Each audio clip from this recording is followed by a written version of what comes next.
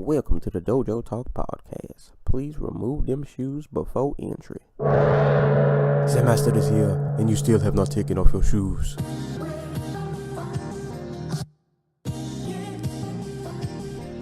Yeah.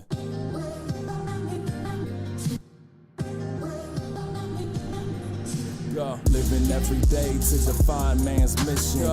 Looking to the sky for divine transmission. Deaf man's vision makes the blind man listen. Eyes on the prize, this is blind ambition. Thank you. Welcome to another edition of the Dojotalk Podcast. We're on episode number 116. I'm your host, Serial Sensei. As always, you can give this podcast a listen on SoundCloud, iTunes. If you're on iTunes, please rate, subscribe, and leave a review. You can listen to us on Spotify, Google Play. Hit us up on Facebook at the Dojo Talk Podcast Facebook page, as well as Instagram. Send questions to dojotalkpodcast@yahoo.com. And you can follow me on Twitter at Serial Sensei. And that is pretty much it for the intro spiel. So as always, I'm joined with my co-host, the Antacool. What's going on, man? I got Cars 2 on in the background. And the one car just pulled out an Uzi, like a real ass looking gun, and just started firing at the other cars.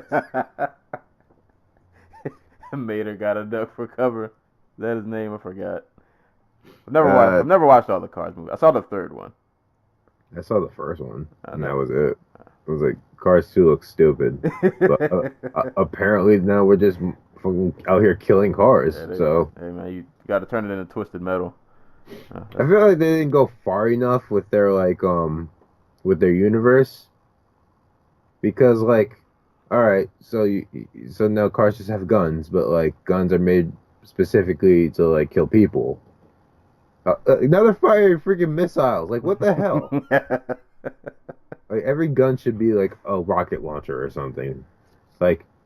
And these cars are just riding other cars, and it's just now they're riding submarines, and it's not consistent. The submarines have no free will. Who made did the cars make the submarines? Because they have eyes and stuff, but they've just kind of been hanging on the side of the ship. So are they just there forever? Yeah, they're in some kind of servitude. They serve that one function, and that's just kind of. What is the hierarchy of social Submarines live in the slums. You see, this is what I get for not watching Planes. They're the bottom feeders of society. Oh man, but we're recording this December 30th, bright and early, and not too bright and early in the morning. It's actually about 11:08 a.m. Day after UFC 232. Real quick, just run through the top cities, top listens for the week. As always, shout outs to Tumblr listeners who doesn't seem like y'all have all left. It seems like everything's still kind of afloat. I'm seeing the same faces. So shout outs to you guys, people on Twitter, everybody. But top cities for listeners of the week. Number 1, Monticello, New York. Number 2, we got Edmonton in the United Kingdom. Number 3, Midland, Texas. Number 4, randomly, Dana, Turkey, if I'm saying that right, or Dana, I'm not sure how that's pronounced. And coming in at number 5, we have Boyden, Virginia. So shout outs to you guys. Appreciate the listens. Always share, retweet, pass the podcast along to a friend. We would greatly appreciate it. Even if they don't like MMA, yeah, just tell them to listen to us. Yeah. We just need their click. Just tell them click it, and then Please download the podcast. You don't have to listen to it. Just download it. There you go. I mean, we talk about more than fights. We just talked about cars. We talked about soap operas one episode. Talked about Amish romance novels. Oh man, that was the thing. Also, Amish vampire romance novels, which I didn't know was a thing. Yeah, the MMA fan fiction. Oh God, we've been places. Yeah. Got a lot of bright ideas on this podcast. Who else is going to talk about a barbecue fight league? Coming to your TV deal 2019. Yeah, we're getting in there. That's going to be the next Fight Pass announcement. You know? We just need like one board meeting with like a venture capitalist, and just be like, hey, the idea is they're all dads, and they fight for each other's families. Yep. And I feel like that's enough. Like we don't even need like a whole spiel about how we're gonna make money. They're just gonna have like money signs in their eyes. There you go. And it's like, you know, you just rent out a park. like no 6-packs allowed. Like you have to be fat. Yeah. The most you can be is like that athletic fat where like you're chubby but you're like sturdy. That's the most you can be. Abs like disqualify you. Yes. Like Sierra Brazada. Yeah. Yeah, that's as ripped as you can get. And anything past that we're not. You're not really a dad. Yeah. Like, let's be real. Yeah, we need the real dad weight. You can't be in shape and be a dad. Yeah. It's just impossible.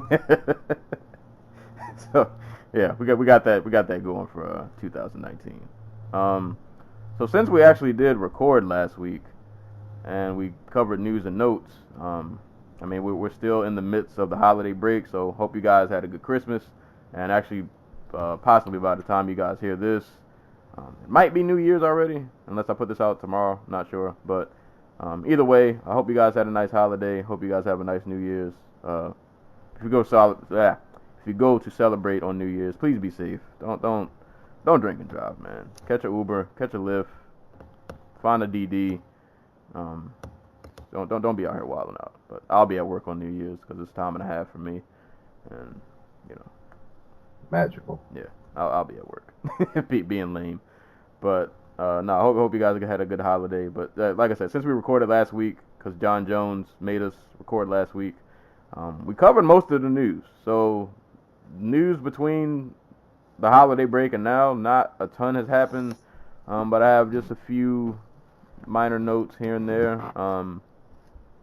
Cain Velasquez versus Francis Ngannou, which we already talked about, but it's now like official, like contracts have been signed, all that good stuff. So Cain Velasquez versus Francis Ngannou is official for UFC on ESPN1, and that'll be the headliner for that card. Other fight announcements I have is Macy Chiasson, which was the tough women's featherweight winner, will be going against Gina Mazzani at UFC 235. Volkan Oezdemir versus Dominic Reyes is not official yet, but it's in the works for UFC London. And Dennis Bermudez versus T. Edwards is on the UFC Brooklyn card. How many fights does that card need? Like, every week I look up and there's a new fight. Like, they didn't fill that out yet? I have no idea. Like, the bout order for the ESPN card is going to be weird because they put Greg Hardy in the co-main event. And John Lineker versus Cody Sandhagen is the card opener on the prelims. That's a prelim? Yeah. Ah, that's trash.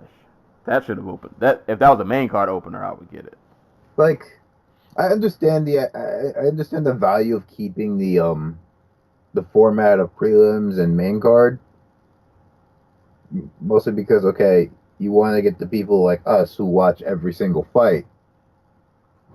But you also have the people who only want to watch, I don't know, the important fights, like the main event, and you want to give them like a time frame that's not like 7 hours long. Right.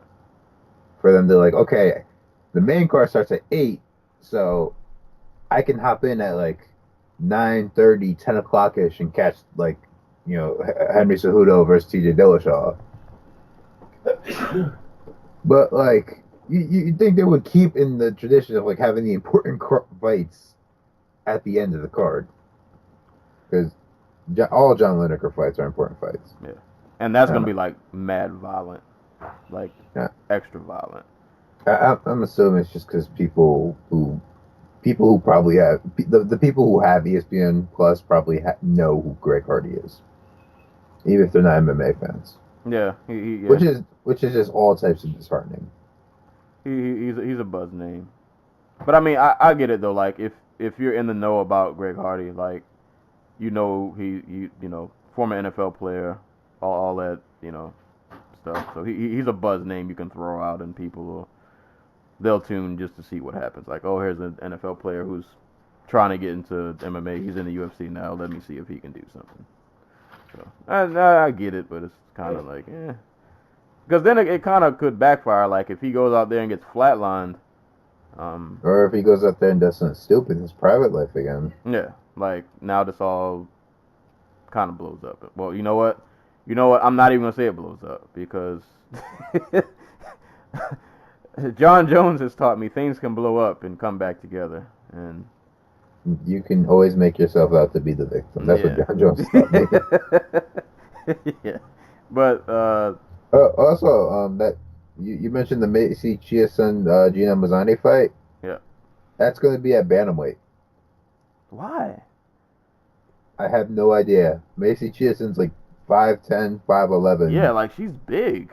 She is big. There's no reason for her to be cutting the 135 other than that 145 doesn't really exist. It is a two-person division. 2.5, I guess, if you count Kat Zingano. So she went through all of this, the whole tough, and then Like, I mean, I can't blame her because, like, what are her options? I mean, yeah, I get it. Yeah, I'm not mad at her for taking the fight, but it's just kind of like, Well, no, like, I'm not, like, for moving down. Like, it's a dumb move, but, like, it's a dumb move in a world where, like, her only other options at the time were wait for my chance to get beat up by Cyborg or fight, like, Holly Holm in my 4th professional fight. yeah, Like,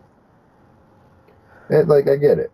yeah, not a ton. I hope she can make that cut though, because she's like Megan Anderson big. Like she's Yeah. every bit of 145. Like I said, like one of the reasons I really liked her as a prospect, she's like not. She is a legit 145er. Like she has a body of a 145er. Lord, hopefully that weight cut goes well. I like this Uzdemir and Reyes fight too. I'm assuming. Well, one would assume for Reyes, I feel like if he wins this, that I guess you establish some kind of hierarchy at 205 if such a thing exists, because Gus, as we'll get into in a few, I think he's kind of just gotten knocked down a few pegs. So you have Jones obviously at the top. I don't know really what's going on with DC, but you got Anthony Smith, who is pretty much right there at the top, and if Reyes beats Uzdemir, he's probably like right behind Anthony Smith, I would guess. So what you're saying is there's going to be a pay-per-view in the near future where Anthony Smith is going to be fighting John Jones. Yeah. I mean, that's what they were building to in the FS1 like post-fight coverage, because they had Lionheart right there, and they had them both on the screen, and you could see Anthony Smith's dented forehead. Yeah, that's coming. That's gonna be a thing. So get your $65-$70 prepared. Yeah. But what if Anthony Smith like knocked him out? Well, I was also thinking, it'd be straight up poetic justice that a mid-tier 185er moved up to 205 and just beat the greatest fighter of all time. I'd be like, yeah, no, that makes sense. Oh man. I mean, sure, prime Rashad Evans and Leo Machida couldn't do it, but freaking Cesar Vajeda, yeah, he did it. Jesus. But yeah, 205 just continues to be weird. But yeah, Dominic Reyes and Uzdemir, I really like that fight. Why do I remember T. Edwards' name? Like he was in a really good fight with he was in like a fight of the night with what's his name? The other young guy. Yeah, he lost. Okay, yeah. That's what I knew his name sounded familiar. Don Madge. There we go. Okay. Oh, he's the guy who got head kicked. On the who was that card? the Uzdemir Smith card. Oh. No, because now I remember why. Because he was one of like the few like yeah, that was a really good fight. Performances on that card. Yeah. Though he was on the losing end. I'm looking at the poster for that card. It just like it has like their fast knockout times. And it's just like Volkan Ozdemir, 15 seconds. Anthony Smith, like 22 seconds. This is what you're gonna be tuning in for. Give us $10 and get Fight Pass so you can watch this. Yeah, that's not what we tuned in for. But that's pretty much it for fight announcements. Other random news, not a lot, but something wild kind of happened during this holiday break. So one, Kinda. yeah, this was I saw this headline and I couldn't really fathom what I was reading, but one Cowboy Oliveira. I guess he went back to Brazil for the holidays, chilling with the family. He was at his mom's house, and Yeah. he was like, "My mom's car needs more gas, so I'm gonna go to the gas station on Yeah. Christmas Eve." Go. I feel bad for laughing, but like, It's so. I think I can only laugh because like he's okay. Like, okay, yeah, yeah. I think that's because this is terrifying though. Like, so just imagine people like Cowboy Oliveira. He go, you chilling with moms. Moms needs gas. Let me go put gas in the car. Goes to the gas station, trying to put gas in the car. Sees an altercation going down at the gas station. Looks closer at the altercation. Oh, these are some of my other family members. Let me get involved in this. Somebody pulls out a gun and points it at his nephew's face. I don't even know how it got to that, but that was a thing that happened. Situation escalates, and somehow, some way, somebody had a grenade on standby. Not a knife, or another gun, or like a bat, or a machete, a grenade. Like, we went Yeah. from 0 to 200. So, a grenade is... I mean, we went from like 100 to like war zone. Yeah. Like, quick. Like, really quick. So, somehow in this... I don't even know if there was like a scuffle or if it was just arguing, but a grenade was thrown. Cowboy Oliveira got hit with some shrapnel, I think they said in like his leg. I don't know what happened to the people who threw the grenade, but last I checked, he went to the hospital. He got the shrapnel. He had to get surgery to get the shrapnel taken out. He got the shrapnel removed, and then I think he went to the police to report the incident. And as far as I know, like, he's okay. So, like, I'm glad we didn't lose him, because a grenade at a gas station could have went really wrong. Yeah. Like, what happens at Brazilian gas stations? Like, what's his name? Falcao? The former Bellator middleweight, the dude for Kaladov, and... Yeah, I remember him. I had high hopes for him at one point. Yeah, no. Like, he starts some shit at a gas station, ends up getting concussed, getting jumped 2-on-4 by a bunch of dudes after he assaults a woman. So, Apparently the gas station is the brawl for all spot. oh, and Ryan Lochte, the swimmer. Yeah, that guy. He's like, I got my gold medal stolen at a gas. I was thinking like this was Oh, this is Tres Rios. Okay. Now, parts of Brazil are like straight up the Wild Wild West, where like there are no rules. I just couldn't fathom like somebody had a grenade on standby. Like, skip the knife, skip the Dude. bat. We went straight to the grenade. Dude, this was in Rio, not in Rio, but it was near Rio de Janeiro, like a couple hundred miles north. But like I know for a fact, like where's Baby from? Junior Albini, there we go. Like he's from like northeast Brazil, I want to say. Like, it's that area where all the fighters, like, you see all the dudes with, like, the 14-0 records, and then they'll be fighting dudes who are, like, 0-2, 1-3, 1-5. And then they come to the UFC, and they're like, this is the first time I've ever got paid for a fight. Like, those areas are hella poor. And legit, like, just no type of law enforcement. Yeah, It gets wild. I'm not enforcing an area where they got grenades. I'm definitely count me out for that one. Yeah, I don't know how you go about. You're basically just under martial law. Random side note about grenades. I have a very, very random story. So when I was in high school, I had a teacher who he's actually my was he economics? I want to say he was my economics teacher.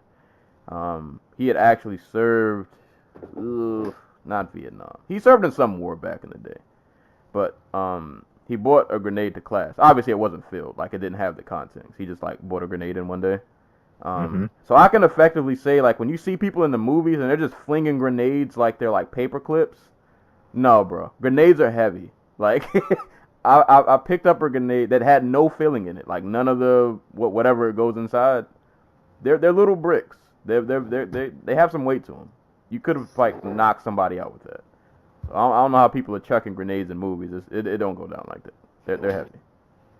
Just random side note of grenades. But that was a story that happened. So glad Cowboy's okay though. Like I said, he got the shrapnel removed, so he's doing okay, it seems. And the last note I have actually is for UFC Fight Pass. They mentioned it quickly on the broadcast at some point yesterday about content that they're adding to the program.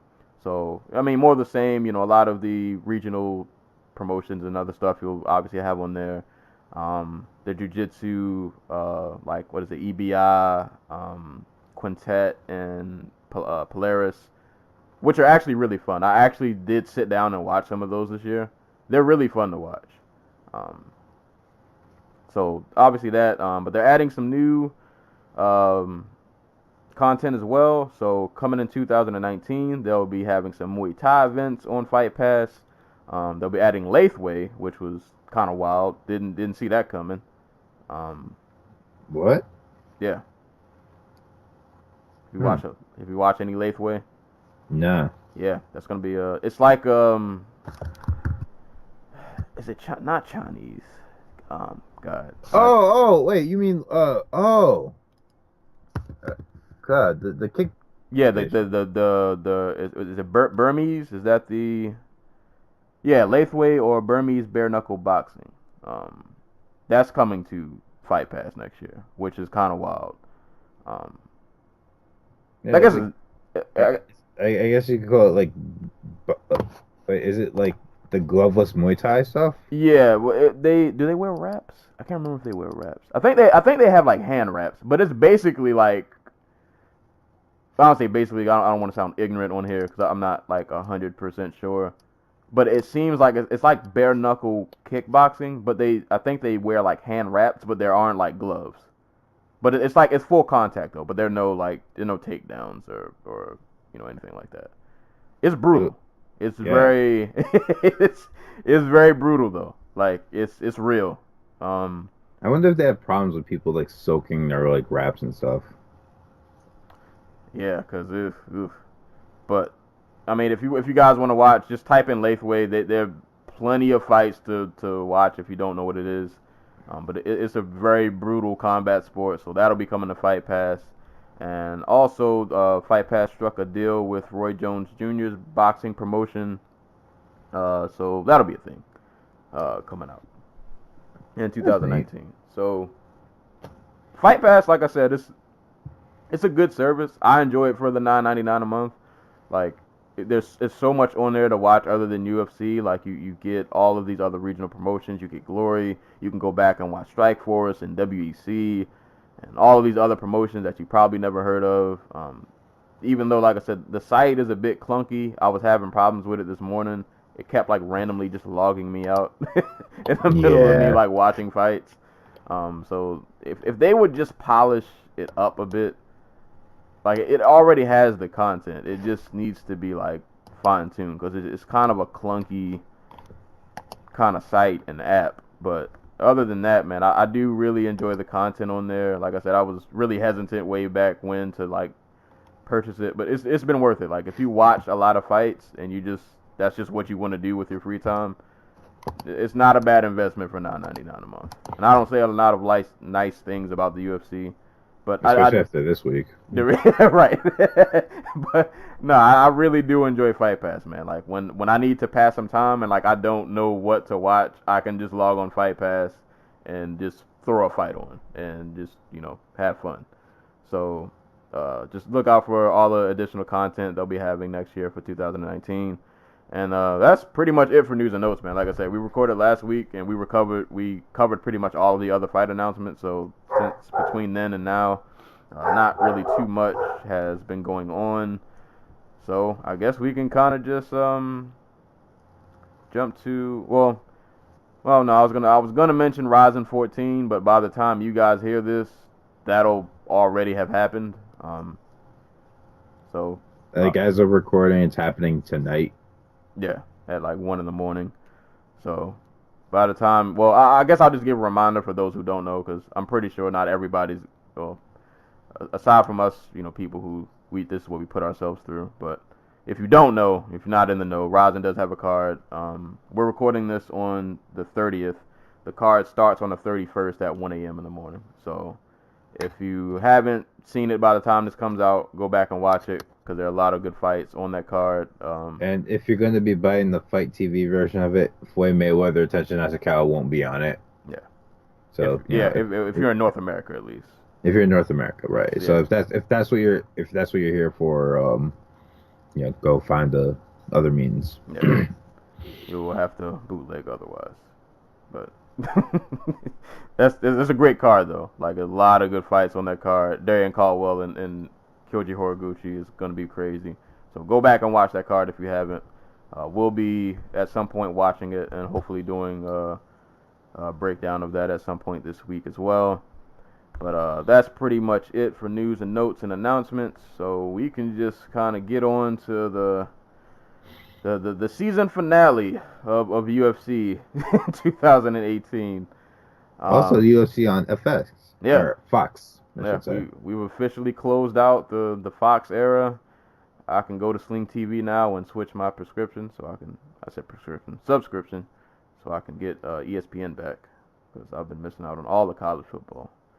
But yeah, UFC 232 went down yesterday. I'm at the Forum after originally supposed to being in Vegas. If you want a breakdown, just to do a shameless plug, I did a write-up for UFC 232 on the Technical Foul Podcast website. That is TECK, Technical Foul Podcast. I did a write-up. I explained in brief of the information I had at the time of why this event, you guys know the story by now, of why this event was moved from Vegas to California and Turnaball. And can we just mention really quick that more has come out since we recorded, like, what was it, Monday or Tuesday? Yeah, it's been like the independent committee or the independent experts that USADA got to weigh in on the thing were actually just one former USADA employee, one current USADA employee,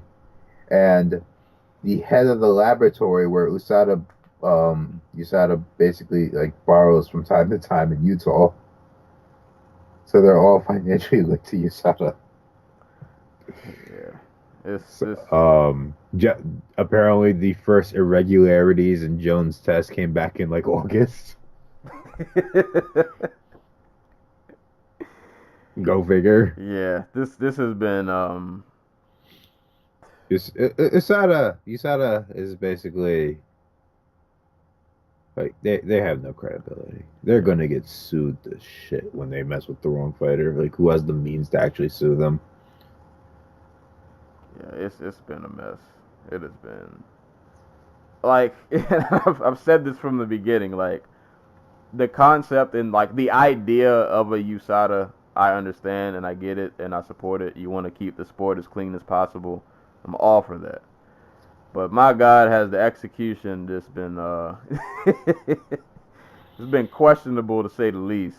There just been so many mishaps and like inconsistencies that it's just like I don't want you guys here anymore. I'd rather just let's just let them juice again at this point almost, because it's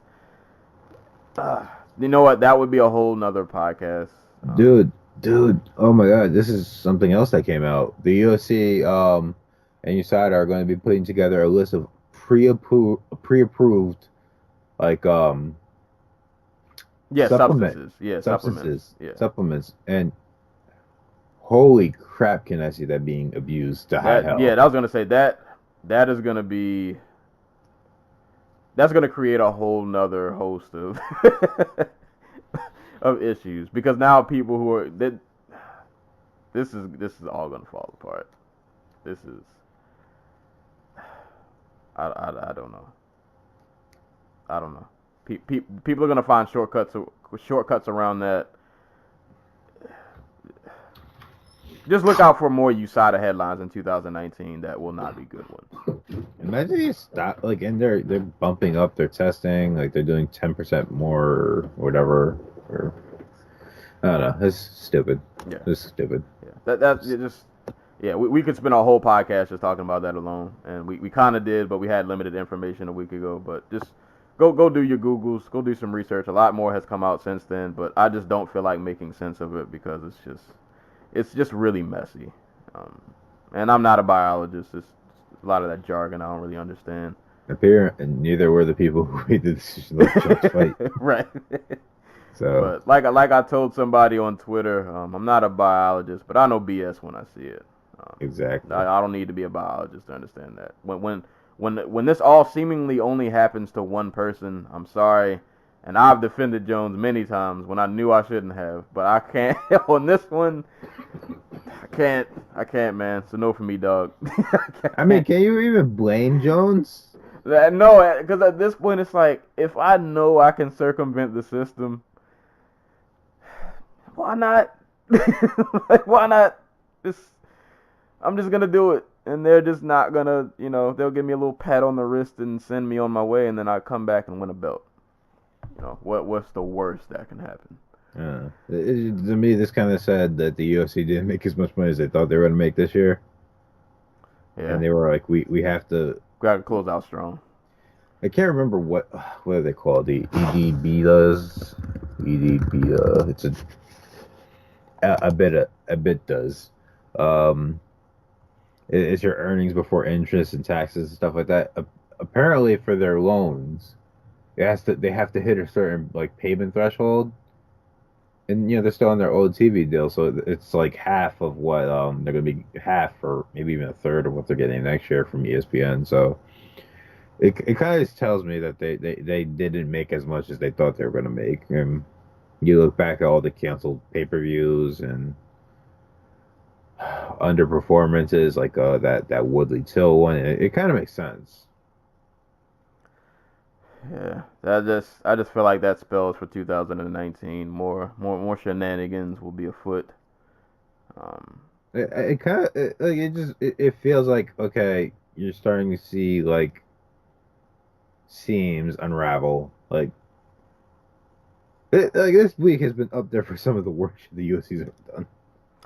And I wrote this in the write-up I did. It is just so eerily poetic that a card like this and everything surrounding it, this is how we ended the year. Because I feel like everything that's happened this week and then everything that happened on this card, it gave us everything we love and despise about this sport all rolled into one nice little package. We got all of the highs and all of the lows. All of them. I mean, we got arguably the greatest male and female MMA fighters of all time crowned on this card this week.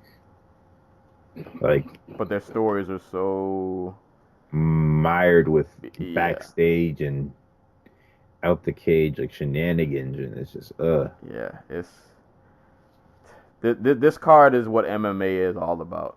The good, the bad, the ugly, the beautiful, the nonsense. Yeah, it's all here. Everything was here. This year couldn't have ended any other way. So I guess we'll just jump into it, man. Jon Jones, Alexander Gustafson, main event. Rematch is 5 years in the making. First fight, man. All out war. One of the best title fights ever. One of the best fights ever. Period. One of the few times we saw Jon Jones look like mortal at moments. Really awesome fight. Gus fell short. And here we go, years later, closing out the year. We finally get the rematch. I've been wanting to see this for a long time. And boy, oh boy, was I Let me just say, this main card for me did not go well in terms of like personal picks. Everybody I rooted for in this main card lost. Every single one. So on a personal note, the main card did not go well for me. Though I did like overall enjoy the card. There were a lot of good moments and a lot of good things happened on this card. But you know, I too am sad that Ilir Latifi lost. Yeah, I did. Yeah, I picked. Yeah, we'll get to that. I saw that picture of Latifi riding the horse, and I was like, oh, he's winning this fight. I know that picture's like really old, but I mean, you look at that picture and you're like, how can this man ever lose? right, like this man was built to do this. But Yeah. Gus But, and Jones, yeah. third round, TKO, KO. I don't even know what the ruling Yeah, was. TKO. Stoppage, TKO stoppage of Alexander Gustafson. So here, I know we just had this whole talk about his, you know, alleged. I'll put alleged in quotes, PED usage and all that. But I gotta be fair here. Like I had to bash Jones for what he's done this week, but I can go out and be objective and say PEDs had nothing to do with why he won this fight. Oh yeah. PEDs had nothing to do with what and I don't want to turn this into that kind of argument, but like I don't know. Assuming he did, let's just say he did use performance enhancing drugs. I mean, he did. Yeah. There's no argument. He failed the test. The question is whether he did it knowingly or unknowingly. But I'll say, man, there's some things that PEDs can't teach. They can make you stronger. They can probably make you faster.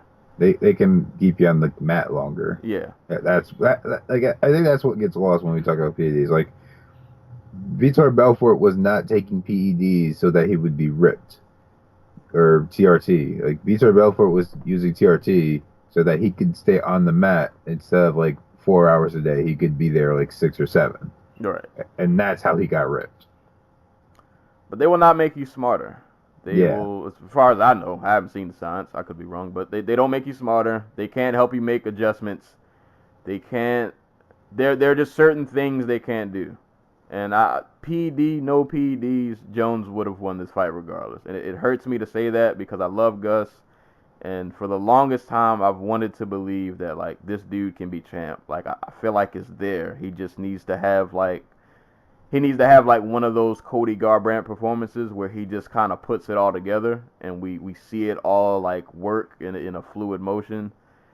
And it really fell flat, this fight, man. I couldn't tell while I was watching this. I was like, is Jones just this good or is Gus just this, like what happened? And he spent like Gus has been like Gus has only fought one more time than Jones since their first fight, and Jones has been suspended for like a year, like 3 different times or something. Like Gus has been hurting. Yeah, just all these injuries, and it showed. Like the longer away from the original fight that this fight took place, the worse off it was always going to be for Gus, because he can't stay healthy. Like the elements of like Jones has all the time in the world to work on what went wrong in the first fight, and he has way more avenues to victory than Gus did. I guess what I was hanging my hat on in this fight is, like, even though he has fought, like, pretty sparingly, like, the 2 fights, the Jan Blachowicz fight, it was more competitive than I think people thought it should have been. But what I pulled from that fight was, like, he was able to adjust. Like, okay, we're standing on the feet. He's tagging me a bit more than I like. I'm going to take him down. So, like, at least I felt like in that fight, like, he had a contingency plan, or at least he was able to adjust on the fly. Like, he's catching me on the feet a little more than I want to. Let me take him down and kind of, I ain't going to say put it in my world, but, you know, I'm going to mix it up a bit. So I like that about that fight. And then in the Glover fight, lots of good footwork. I still don't really like his defense, like that whole running defense, and he kind of leaves his head just kind of up in the air to be hit. But, like, he had a lot of good footwork. his striking was way more fluid than I've seen as of recent. Like, he just looked really sharp in that fight. And I was like, coming into this, I was like, maybe he'll find a way to, like, mix it and put it all together. And what I noticed, like, rewatching it, and just to put in context, I went to a fight party for this fight. So keep in mind, the first time I watched this, I was just living in the moment, eating chicken wings and screaming at the TV. During the Nunes fight, I'm pretty sure I lost my voice. but we'll get to that. But, like, watching it live, I was just kind of like, oh, this isn't the main event I was hoping for. Like, it just seemed like not a lot was going on. But like I said, when you're in a fight party in the moment, like, there's a lot going on in the room. You can't really, like, fully pay attention. When I rewatched this, I was like, I feel like Jones made, like, subtle adjustments that from the first fight, and Gus didn't really. I think Gus had it in his mind so much that he won that first fight that he didn't need to, like, change anything.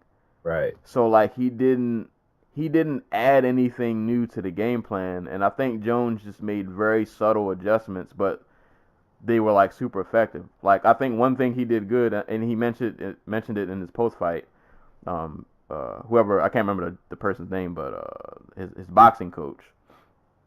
And it's not that his hands look super crazy, but a big part of boxing is footwork. And I think he had just subtle footwork in this match that, like, if you watch the first fight, there were moments where Jones was just kind of, like, there to be hit. Like, it seemed like there were more opportunities for Gus to get his boxing off. In this fight, Jones wasn't super flashy. It wasn't anything that looked like, you know, he's not on, like, Dominic Cruz B-boy mode, but he wasn't, like, there to be hit. Like, just subtle movements to the side, subtle movements getting out of way. Doesn't look really crazy, but, like, when you just really break it down and watch it, it's like, oh, he noticed that in the first fight. Like, I got hit way too much. Like, I ate too much unnecessary punishment that I just didn't need to take. So let me work my range. Let me get these kicks off, which he did a good job of. He was tearing Gus's leg apart. Let me get these kicks off. I'll strike when, you know, the range is appropriate. But if it gets too dirty, let me just step to the side a little bit. Let me circle out and just not be there. And I felt like Gus just didn't have, like, an answer. Like, he couldn't really find him. Like, he had a moment, I think, in, like, the second round where it seemed like he kind of woke up, because he seemed so, like, lethargic in the first round. Like, he didn't know what was going on. And then there was a moment in the second where I felt like it was a brief spurt where he tried to, like, put pressure on Jones. Didn't work. Like, he put the pressure on him for, like, a little bit. Jones hit the footwork. Let me circle back out. Let me get this back to where I want it to be. And he just kind of did what he wanted to do. And, like, none of it looked really flashy, but it was just super effective. And then, my God, in the third round, we've seen this in Jones' career. Like, if the man gets you down on the mat, you're done. Like, he's too big. He's too strong. If he gets you on the mat, if you don't have a crazy ground game, the man is going to punish you. And, man, he took Gus down.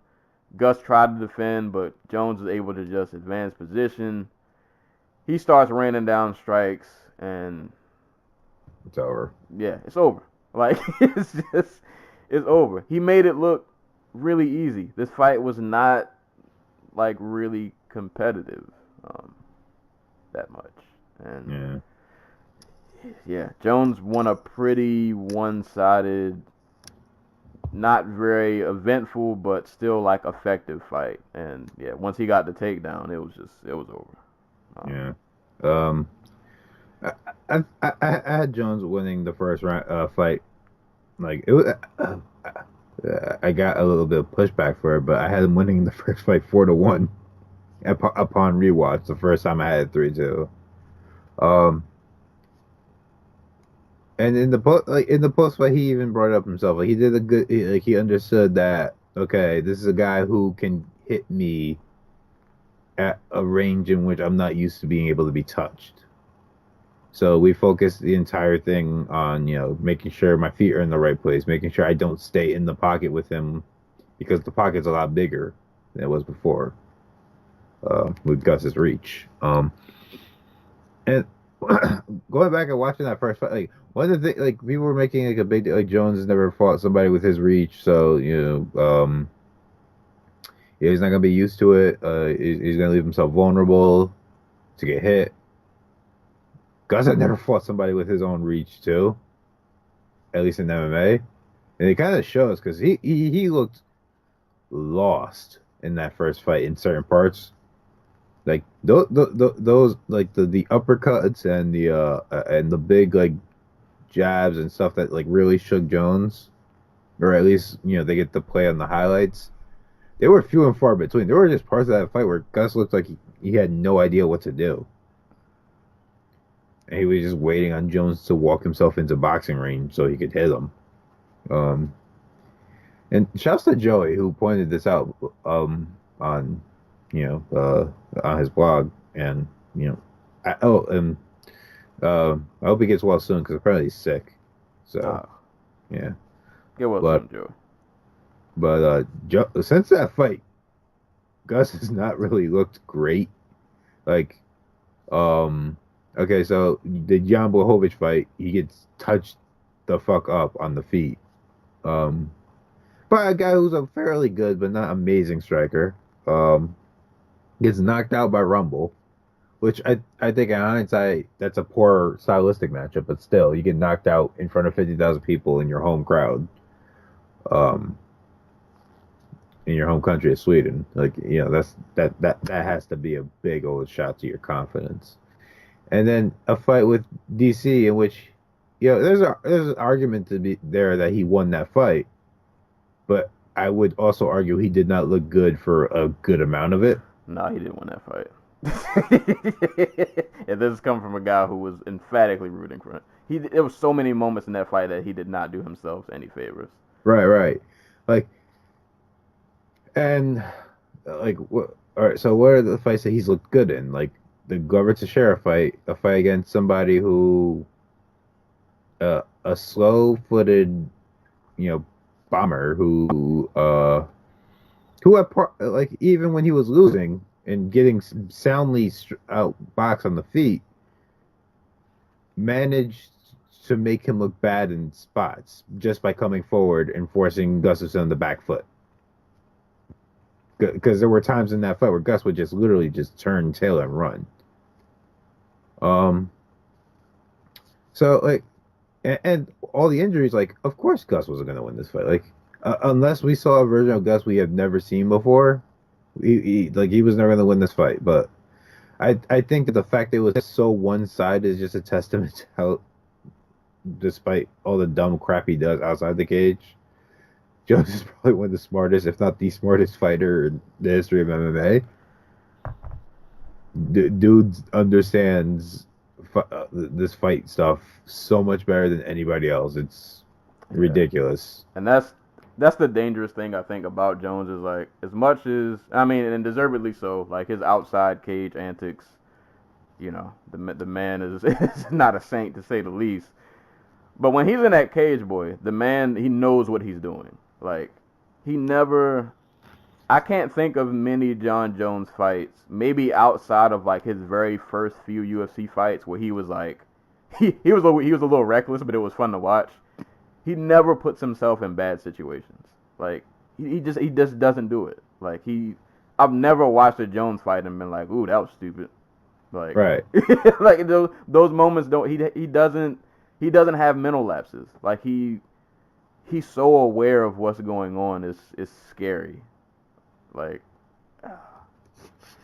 and Gus is the opposite. Where like we've seen Gus fights where he'll have really good moments, but we've seen other fights where he just does things and we're like what I know they didn't train you to do that. Like what are you what's going on, Gus? Like why is it not clicking? Like something's just not, it's like something's not registering up there. Like I don't know what it is. And if you're gonna beat Jones, man, you gotta fight almost like a perfect fight. Because he's not going to make any mistakes. He's not going to give you any kind of leeway. You have to force the mistakes onto Jones, and he we have not seen anybody even come close to being able to do it. And from Jones' side, just like the improvements. Like, okay, he's still not an amazing boxer, but he understands how to use his reach. He anytime they got into punching range, Jones was firing off with the jab, forcing Gustafson to be defensive. Landed a few really nice right hands to the body, the same ones we saw him land against Cormier to slow him down.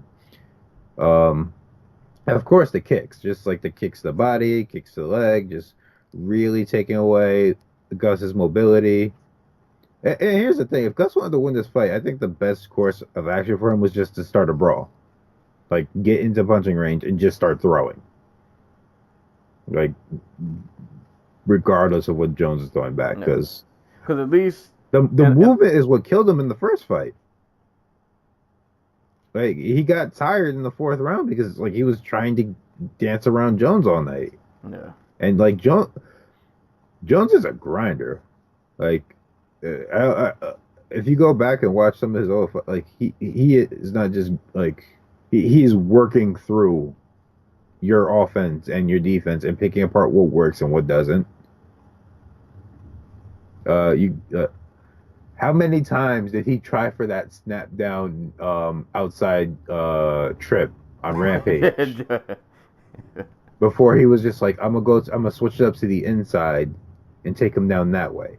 Like, this is a dude who is in there reading your movements. And poor Gus, I think he got that first takedown on Jones in the first fight, and he was like, "Oh, I'm gonna try to recreate that." Boy, none of that. None of that. No Get surprises. all of that out of here. No surprises. Like that's really what Gus had the first fight. Like he was coming off that Shogun fight where he just kind of barely won. Like he clearly won, but like he had to take Shogun down to win it because Shogun was catching him. Right, man. Shogun never does. Yeah. What else? Oh, that quarter Nelson pass from Jones from side control into back mount is one of my favorite things ever in MMA. Like, just so freaking good. He makes it look so effortless. Like he makes it look like I should be able to go on a mat tonight and just like I should be able to do this, but I can't.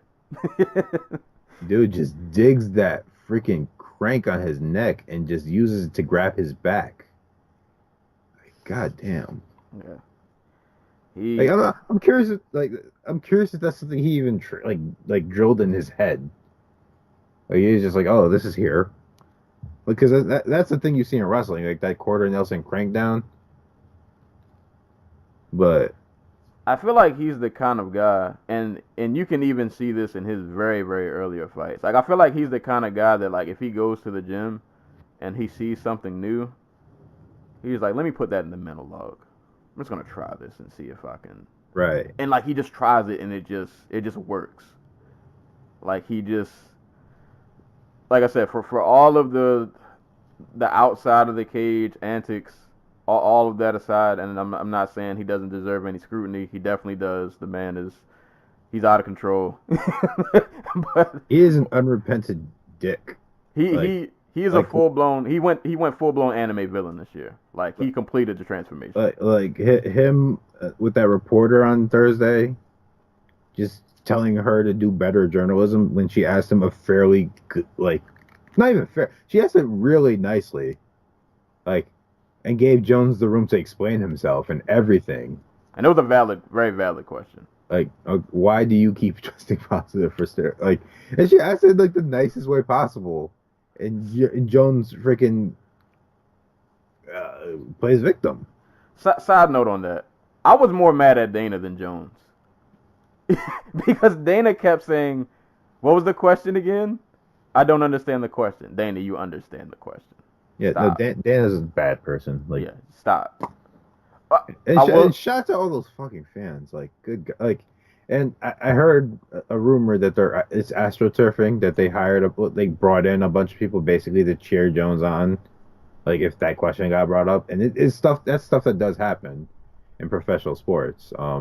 and music. By the way, weirdly enough, that's how what's his name got famous? Frank Sinatra. I don't remember what TV show he was on, but basically they paid a bunch of teenage girls to basically go crazy when he came on stage and make it sound like he was a big star. Hey man, So, whatever. It wouldn't surprise me if the UFC was like, "Hey, we'll give you $50 if you cheer every time John Jones says something accusatory." He did. I will say for Jones though, I saw a quote yesterday. I guess I don't know if this happened during the post-fight presser because I didn't watch it because I had to drive home. But I did see that he apologized to her. I saw a quote floating around. It was still ugly though. That was still not a good move. Now I'm following her on Twitter. What's her name? Isabel. Oh, hold up. I'm waiting for the page to load up. Got my phone right here.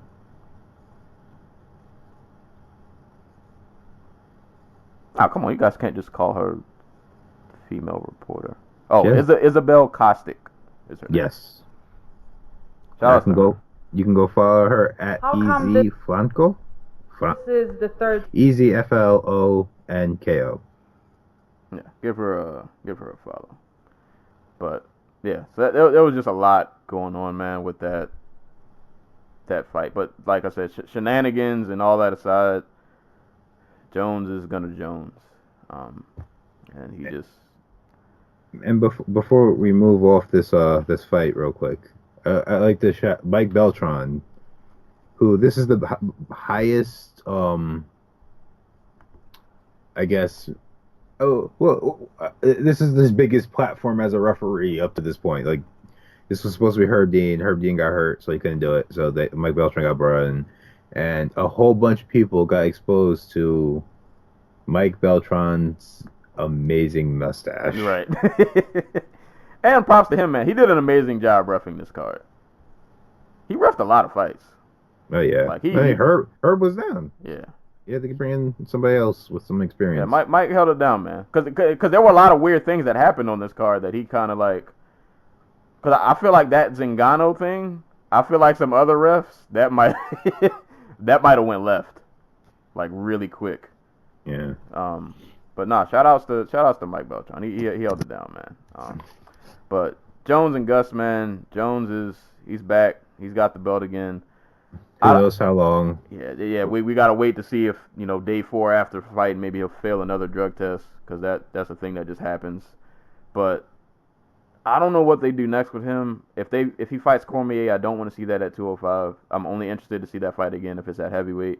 They really want that fight at 205, though. Yeah, I don't know why. We don't need to see that again. I don't. Oh! Highlight of the card besides Nunes, Nunes fight was the UFC putting up Daniel Cormier's tweet, and in the hashtag it said "You sound fake."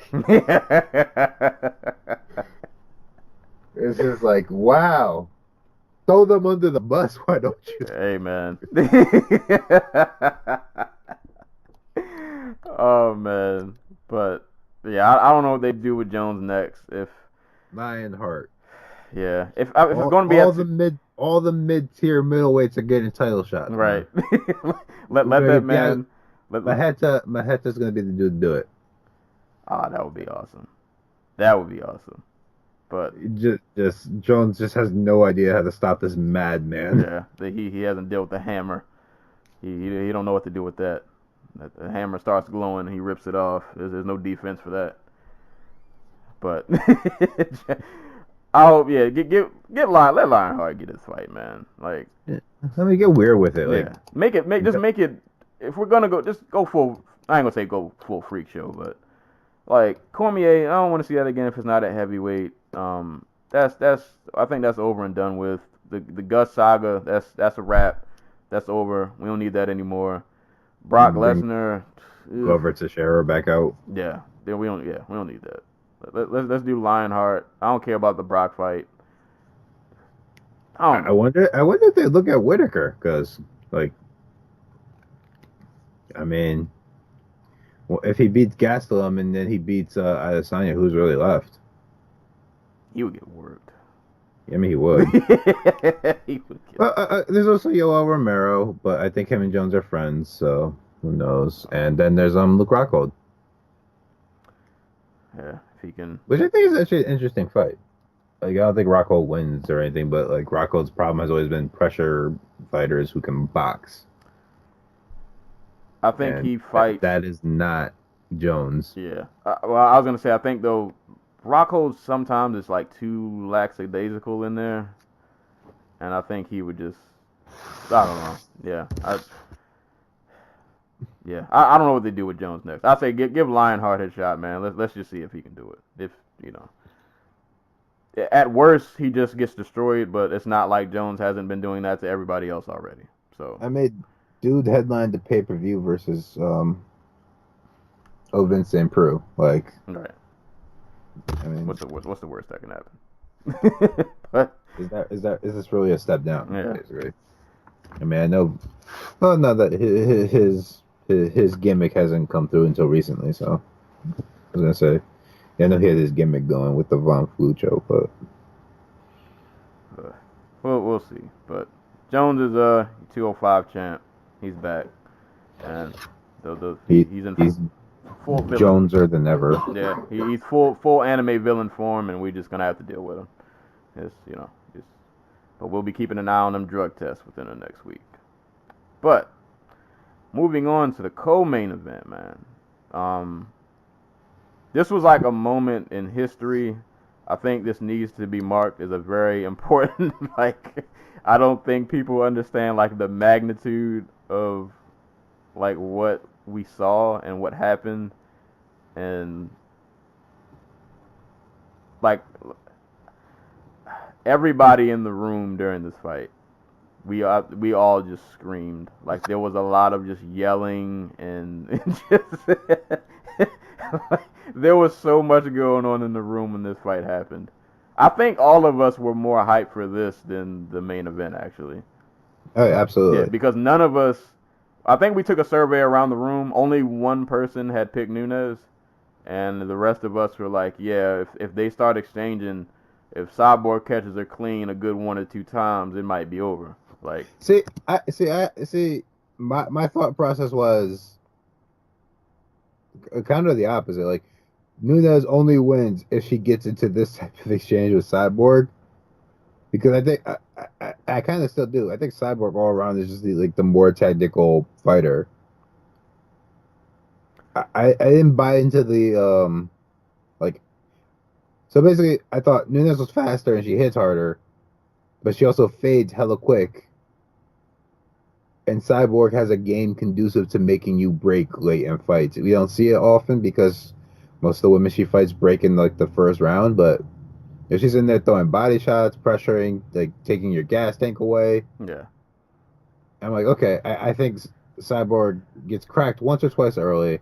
She eats it because the only time we've ever actually seen her like not even hurt but like stopped was when what's her name, Holly Holm, like got her to stop coming forward because she caught Cyborg and she took a step forward to coming in. And I was like, okay, Cyborg's going to wear on her, beat her down, and by the 4th round she'll stop her. Never got that far. Nope. And oh my God, what really hurt about this fight, when I did my write-up, all of the things I wrote positive about Cyborg, she didn't do. I've watched this fight now 20 times, trying to figure out what Cyborg saw that made her go all 2012 Cyborg. Right. And oh my God, this was so nerve-wracking to watch, but it was like exciting at the same time because I just witnessed the moment. Like, this was one of those moments. Like, if you didn't see this in real time, like, you missed out on this was one of those moments. Like, this to me is up there with like, I don't know. Like, it's one of those. Holly beating Ronda. Yeah. Nama Yunus beating Joanna. Yeah. The first time. It's just one of those all-time, like, I'm glad I watched this in the moment because this was something special. I don't like DC knocking out Stipe. Yeah. Like it's that level of just wow. so my thought process going into this fight was one of the things I've given Cyborg more credit for that I think kind of goes unnoticed. Um, during like the last couple, I'm gonna say the last 2 years. yeah, probably about 2 to 3 years, maybe 4. She's been fighting smarter, like, cause like you said, 2012 Cyborg was come, push forward, throw 30 haymakers. You can't survive it. I will. You die, and it just worked. I noticed it around, I think the second time she fought, was it Conan? One of those Yeah. fights back then. Yeah, like She basically since she came back from suspension. Yeah, like she was a lot more tame. Like she learned to pick her spots better. She started to use more of her game. Like you started to see more of her grappling, and she really was putting together like a complete package. And I think it was kind of getting lost because she was still like destroying everybody. But like if you really pay attention, like she put it a lot more together these last few years. So my thought coming into this fight was they'll definitely throw hands, like, because that's just it's Nunes and Cyborg. Like somebody's got to get cracked. Like there's no way, nobody leaves this fight unscathed. But I was like, I feel like if Cyborg catches her clean, she can put her out, or like she'll stun her and be able to just like break her down and just kind of let me pick my spots. I'll crack you a few times. I can wear you down because we've seen Nunes kind of gas out. I can work my grappling, and like you said, by like the third or fourth, I'll catch you with another clean one. You're gonna be done. Like it's gonna be over. She got into this brawl. it's just we come out fisticuffs are immediately getting thrown, and I thought that like they were throwing, they're both landing. Cyborg caught her with a right and kind of backed her up. I thought maybe she'll rush her to the cage, maybe throwing a body shot, or maybe like clinch. Like I thought like either she would go in, get a few licks in, and just kind of step back, or maybe she would clinch her and just kind of like try to just break her down a little bit. But I guess she just smelled blood. I think she just got caught up. Like I think she knew this was a big moment, and she just felt like she had that chance to close the window really quick, so she just went for it, and that plan completely backfired. And I noticed really quick, even in the beginning exchanges, I was like, oh man, Nunes is faster than I guess what I've been giving her credit for. She's definitely accurate, and she hits on the target pretty much every time she throws. And boy, oh boy, she just kept getting to the punch faster. Yeah. Like, after that first initial flurry, like after that good right hand that Cyborg landed, it went downhill from there. And the thing is, like, I felt like she ate some shots, she got stunned. I was like, just reset. Like, just back out. Like, don't just disengage for a couple seconds. And she just kept trying to like force the issue. And she forced her face right into her right hand and got just got nailed. And then she gets back up, and it's just Amanda's just right back in her face. And my God, that last overhand right, and she just like face planted, like, ugh. I never thought. I'm not saying I never thought I would see Cyborg lose, even though that like outcome still seemed unlikely. I never thought I would see her lose in this manner, to where like she's not the person I imagine who gets face planted. Like, Yeah. that wasn't like, maybe What happens is you get caught with every part of her fist. yeah God. every part. And man, Nunes, she went out and she really, like, she's GOAT in terms of women mixed martial arts. Let me run this down real quick. Let me throw out this resume. Cyborg, Shevchenko twice, Rousey, Misha Tate, Sarah McMahon, where's that? Julia Budd, who's a champion in Bellator now. Jermaine Durandamy. Durandamy, and none of these fights were like, well, aside from the Shevchenko, these fights weren't close. Like, she mauled she mauled all of these people. Only 2 losses, or 3, no, 2, to Zingano and 3, it was 3. Zingano, Sarah DeLelio, and Alexis Davis. Mm-hmm. But the DeLelio and Davis losses were way back in what DeLelio was 2013, Davis was 2011, and Zingano was 2014. She's pretty much beaten like all of like the best fighters of her generation. She's like crushed them.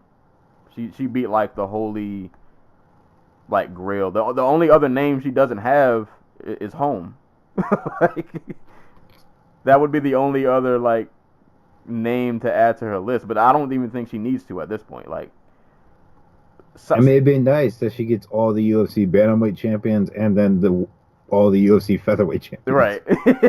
So, and I did want to see her fight Home. I thought that would be an interesting matchup because Home is just, she's really tough and she's a great counter striker. So I'd be interested to see if someone who fights as aggressively as Amanda, like, would she be able to capitalize on that at all? But even still, man, Amanda's resume now with Cyborg pinned at the top, and bro, that I don't have words. Like, that was just, this was like something out of a movie. Like, yeah, I've been rooting for Amanda Nunes. Like, I didn't think she would win this fight, but like, wow. Like I'm rewatching it again for the 30th time right now, and at the some like 18 seconds of the fight, Nunes hits a leg kick to right hand combination, and from there, Cyborg just kind of loses her mind, and she just starts throwing, with like no regard to the fact that Nunes is moving away from her shots. I think she was just trying to get it back. Yeah, that's why I said, like, I think she just got caught up because if you look at the Holly Holm fight, she wasn't in there. I mean, she was landing some bombs when she got the chance, but she was a lot more like methodical in that fight. Like, she wasn't trying to rush in, and like you said, she got caught those couple of times where she did rush in and Holm made her pay for it. But she was just so much more like composed in that fight.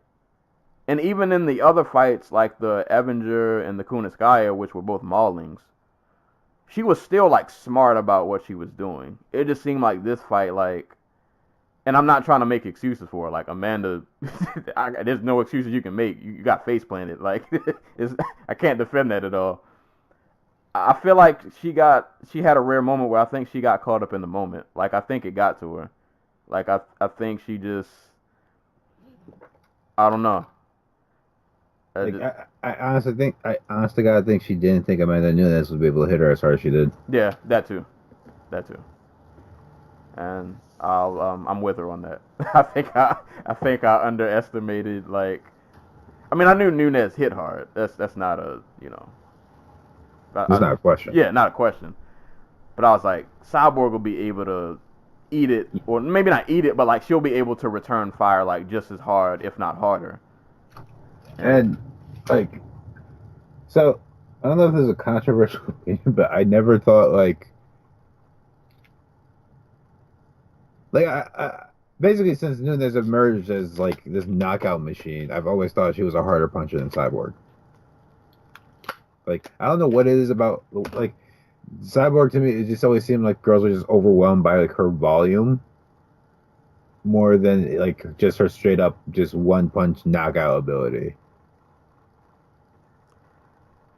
Like, Nunes hits you and like you go down. Like, Cyborg hits you, you crowd up against the cage, and then you eat 3 or 4 more, then you go down. And I think with Nunes also she's a bit more accurate than Cyborg. Like, yeah, when she lands, it's square on the target. Yeah, that's another underrated thing about her. Like, she is really accurate. Like, like in the middle of these firefights, this firefight with Cyborg, she is landing square on Cyborg's chin without missing a beat. Yeah, there are no grazes or like partial, like she's hitting you 100% every time, but she's landing right on the mark. And I don't care who you are, there are only so many of those you can take before, that happens. Right. 51 seconds. Insane. Yeah. Cyborg hasn't lost since 2005, and then when she loses, 51 seconds. Dude, like, think about it like this. Like, she beat Ronda Rousey, Misha Tate, and Chris Cyborg all within like a round. Maybe even a round if you add them all together. Right. Right. That all might equal one round. You probably still have a good 20 seconds to spare. And like you said, man, these fights weren't close. I actually went back because I kind of forgot how the Misha Tate fight played out, so I went back and rewatched it before this card. Boy, Misha was in trouble. Yeah. Misha was not ready for what happened that night. But yeah, man, Nunes, you gotta put her in GOAT talks now. Like, you have to. She's in GOAT talks. You got to put her in pound for pound talks. Like I'm trying to think of like how to compare her resume to somebody. It's there's no words for it. Like, she needs like a statue somewhere. Like, she really, you talk about separate yourself from your peers. Like, she really just widened the gap between her and everybody else. Yep. Yeah, I don't know really what else to say other than like just epic, amazing. Any synonym that matches with those words is what that performance was. I will say though, even though this was a flat line, because this division is so thin, I would give Cyborg a rematch just because I think she's just been dominant so long. I think she's kind of earned that kind of right. I think this was the last fight of her contract. I could be wrong about that. No, I think you are right. But I would like to see a rematch. I'm not saying it could go different. I think it could go different and I'm not saying Cyborg would be like a lock to win. But I think if she might fight smarter and not get drawn into a brawl, that maybe this fight could play out different. But I think she's earned that right to a rematch, if so. If not, I would love to see Nunes and Holm. That's a fight I still want to see.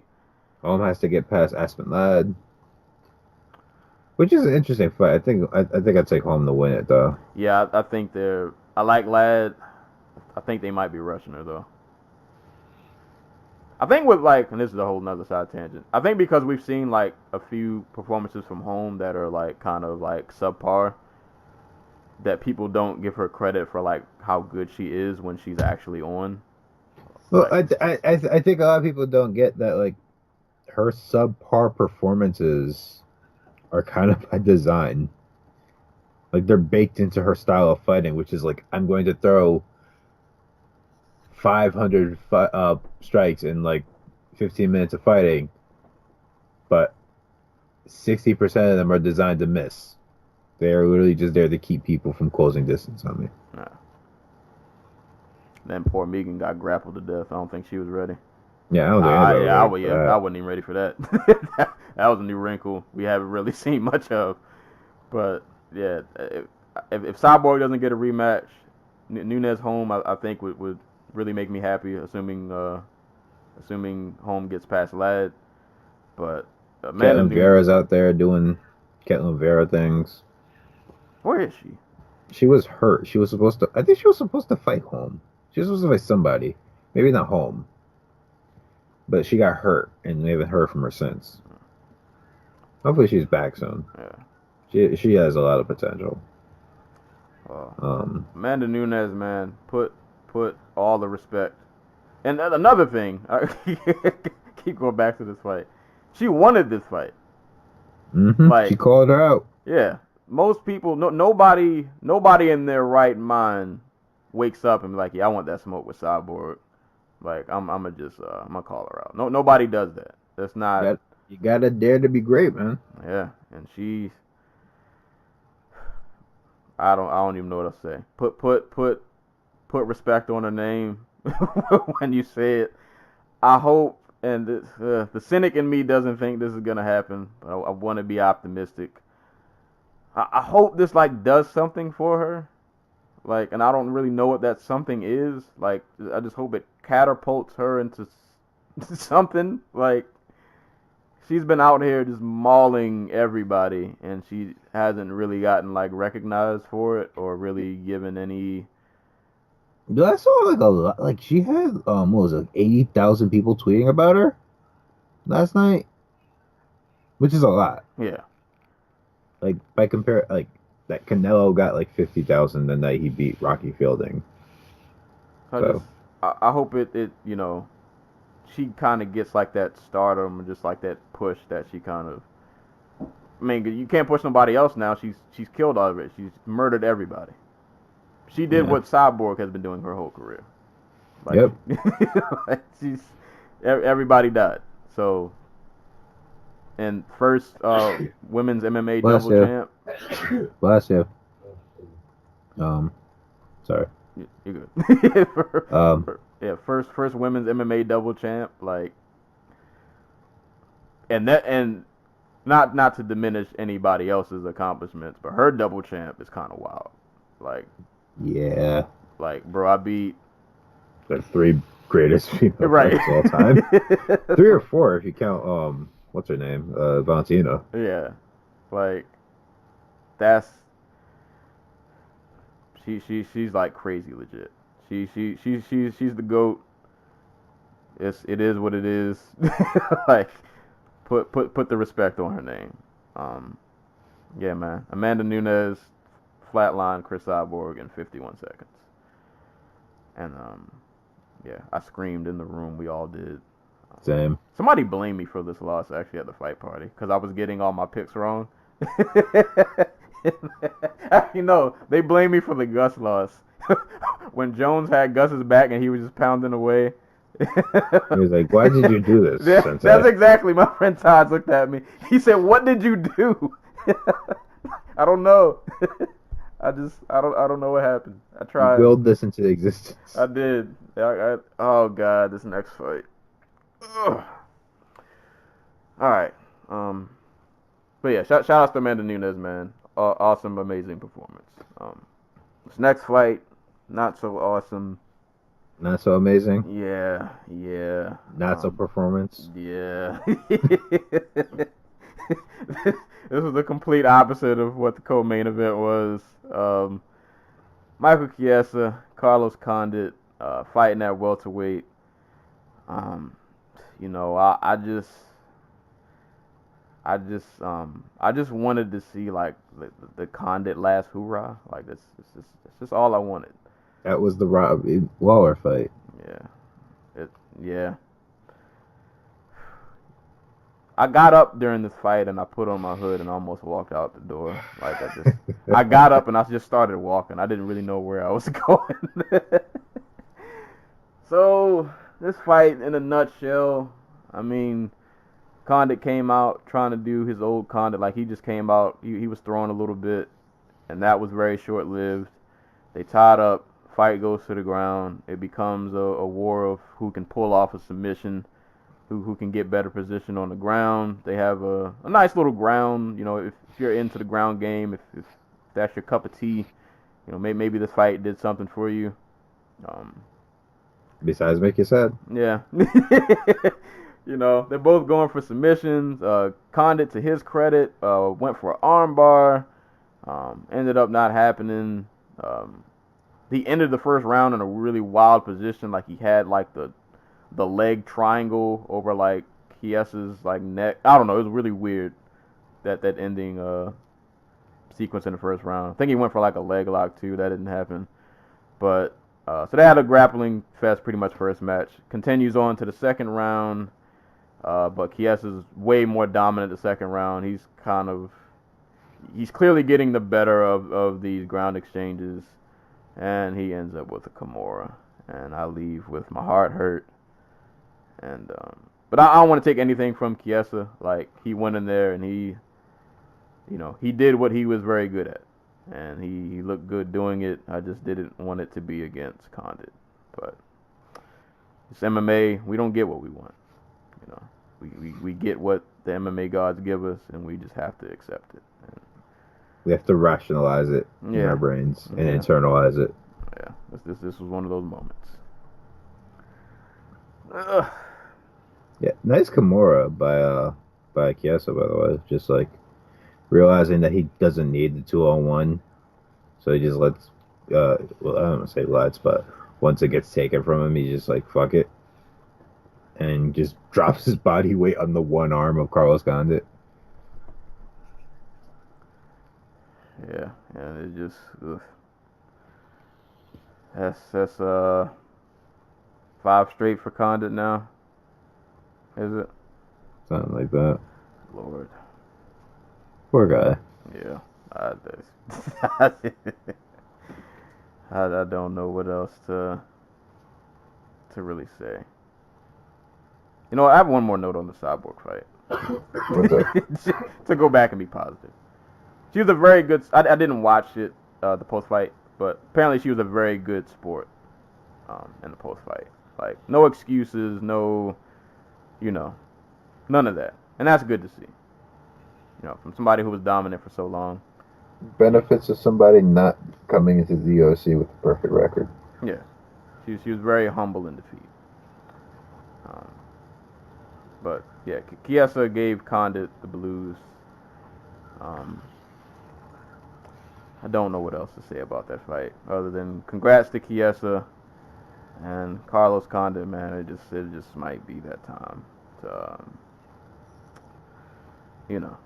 Might. Well, it is. It probably was a couple fights ago, but this is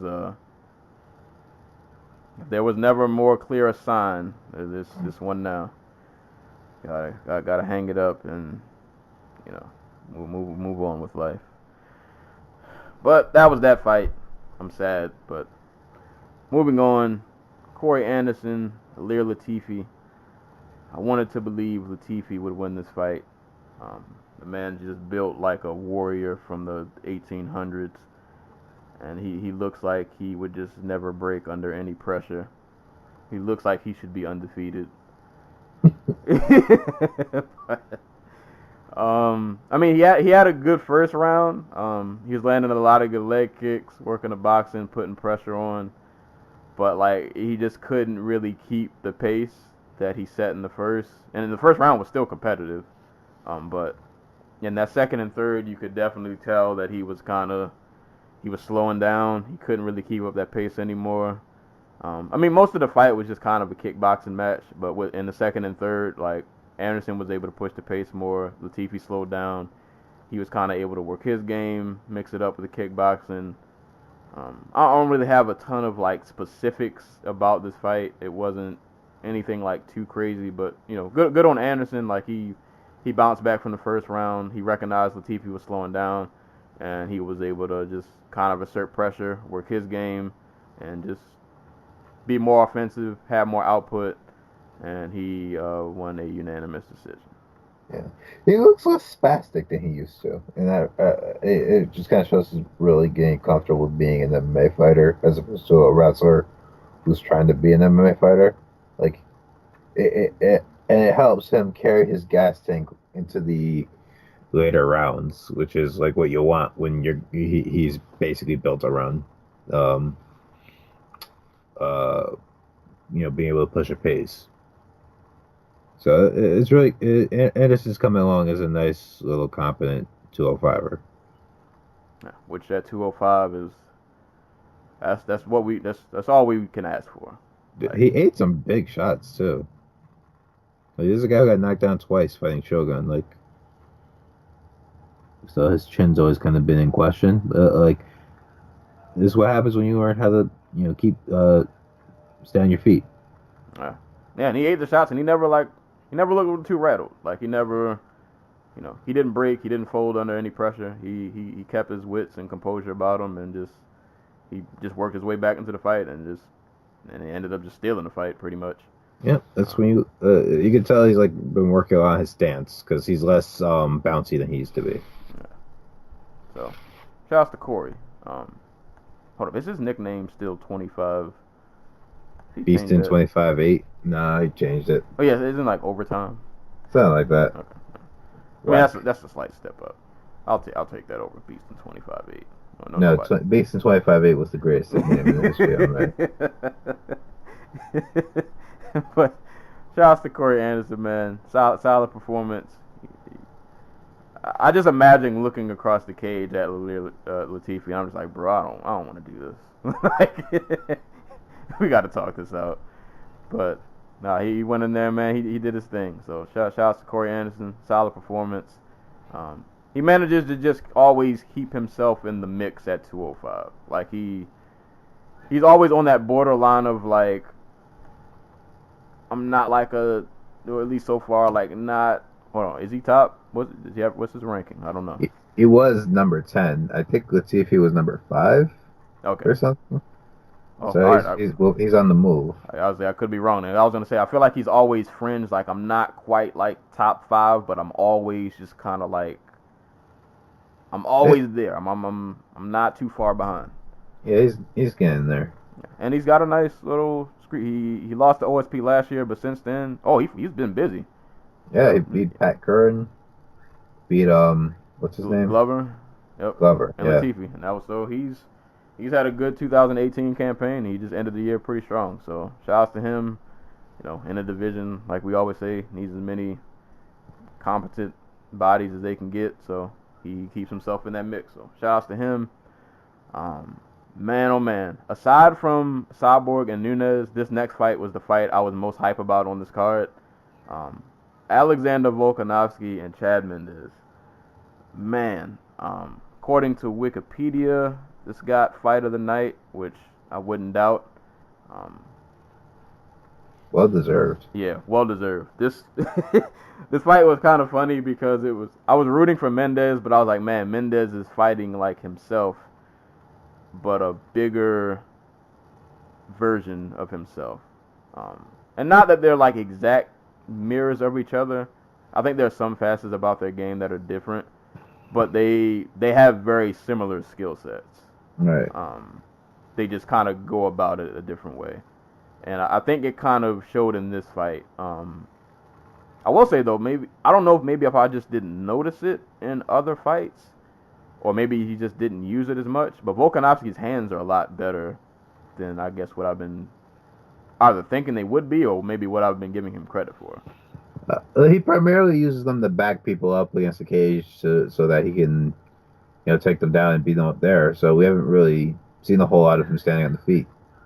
But it's definitely better than like who did he fight? Mizuta Hirota, where he just gassed and like Hirota was like finding success on the feet in the last like couple minutes of the third round. Yeah, he looks way more polished since then. Yeah, he's definitely been putting in some work. His hands were very good. He was pumping it. He was working his jab a lot. I think what this fight came down to, and it was, if there's any fight you go back and rewatch, I mean, other than the main and co-main, go back and watch this fight, man. This fight was awesome. Both really back and forth.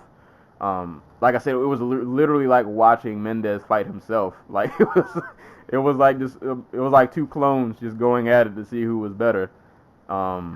Mendes rocked him. I can't remember what round. I think it might have been the second round. Dropped him. Yeah, dropped him. It looked like Mendes was finally coming on. Like he's putting combinations together good. But I think the one thing that like differs from Volkanovski and Mendes is I think Volkanovski just has this kind of like this really grit to his game. It's just a lot of grit and a lot of pressure to where like he's one of those guys kind of like in the vein of an Elkins where he just doesn't seem to go away. He has a bit more like griminess to his game when I watch him fight. And like when Mendes couldn't put him out, as many as good combinations he landed, and Mendez had a lot of nice clean takedowns, but Volkanovski's just so strong he wasn't really able to keep him down. It almost seemed like if Chad couldn't get this to a decision, it was like, man, I'm kind of running out of options. Like, I'm putting hands on this guy. You know, I dropped him, but he's back in my face now, and now he's throwing. And I take him down, but he's getting back up. And Volkanovski just kept pressing forward, and they just had these nice, really good back and forth exchanges. And then poor Mendez, man, Volkanovski started throwing paws, and I didn't think Mendez was gonna drop. Like, I didn't see that coming. I wasn't ready. Like, he starts tagging Mendez in a second. It starts not looking so good. Mendez backs against the cage, and I think he ate like a shot to the body, and then he caught a right to the face, and he just folded over, man. Ate some ground and pound, and then we get a TKO from Volkanovski. Best performance, I think, of his career. Really huge win. Like, Mendez, even coming off of his layoff, he looked great in the Miles Jury fight. He looked like he hadn't really missed a beat. And Volkanovski he stole all that thunder. Like, he took it emphatically. Now Volkanovski's a beast, man. That dude is he's a savage. He is an animal at 45, just super gritty, as we've seen, good hands, really good wrestling. If you get him down, he can probably just, he got that Derek Lewis effect. I'm just gonna get back up because I'm stronger than you. And Yeah. Dude's an animal, man. I was sad for Chad. I didn't want to see him go out like that, but Volkanovski's an animal, man. Awesome performance. Definitely fight of the night. Go back and watch this scrap, man. Fun 2-rounder. Yeah. Excuse me. Yeah. So the main difference between the two is you said Grime was a pace, because Volkanovski can keep a pace. Like Volkanovski can keep a pace for 15 minutes, and he's a great pressure fighter. And while Mendez can be a good pressure fighter, we saw that in his second fight with Jose Aldo. We saw that when he beat Clay Guida by marching him down and battering him up against the fence. He primarily chooses just to kind of like sit out at range and just like wait for his opportunity to throw that big right hand. And he's really good at it. But I'm not sure if this is indicative of just like if that because in the Conor McGregor fight, for example, like he slowed down at the end of the second round, going for all those takedowns, getting battered to the body by Conor, and yeah, he came off the couch. Like I think he had like a week or two's notice for that fight.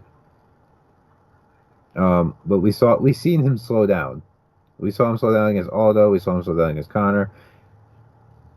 And Volkanovski keeps a ridiculously higher pace than both those guys. So, in terms of just volume, like he will keep that jab in your face. He will keep you on the fence.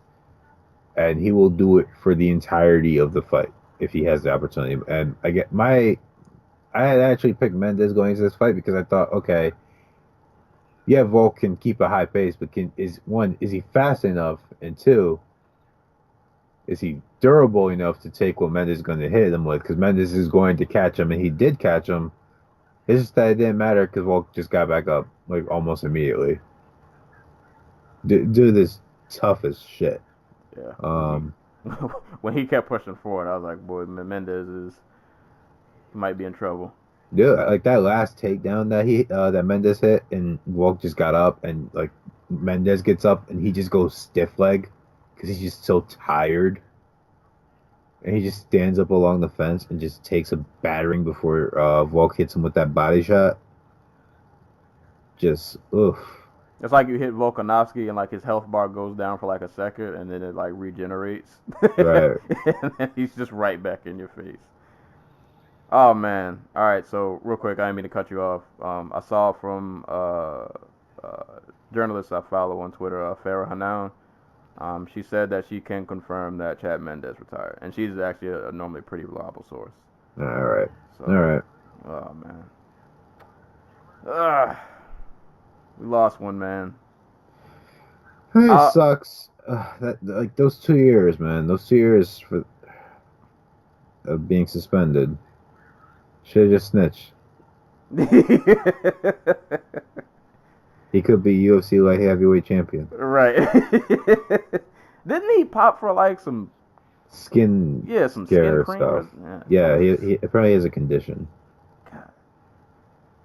Man, yeah, Mendez, man, he was definitely like one of my all-time favorite featherweights.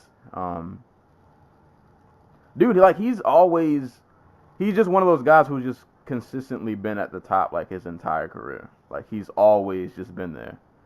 And that suspension like was the one thing that just really, I mean, obviously he lost like his title fights. He lost to Conor, but like he was always elite.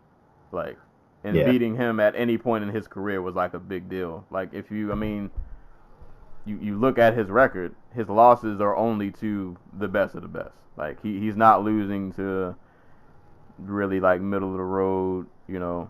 His only losses are to Aldo, Frankie, Conor, and now, you know, Volkanovski, who I think just proved that he belongs in like that elite conversation. But nah, man, for guys who don't know, like because Mendes just kind of disappeared from the scene for a while. Like you go down the list of all-time great featherweights, he's somewhere on that list. He was the man in WEC. He was the man in the UFC. His second fight with Aldo, probably one of the greatest fights ever. Definitely go watch that if you never saw it. Yeah, man, dude was an amazing fighter, man. Really, really great talent. But I will say, even though I always take MMA retirements with a grain of salt, he'll end up in Bellator a year later fighting Michael Chandler or Pitbull or something like that. I mean, I'd be down for that fight. Yeah, I'm definitely all about that if he does that. But if he did retire, obviously he didn't get the win, but I think that's a fight you can go out on and be proud of because he put on a good performance. He left it all in there. You know what this fight reminds me of? The Uriah Hall Paulo Costa fight, where like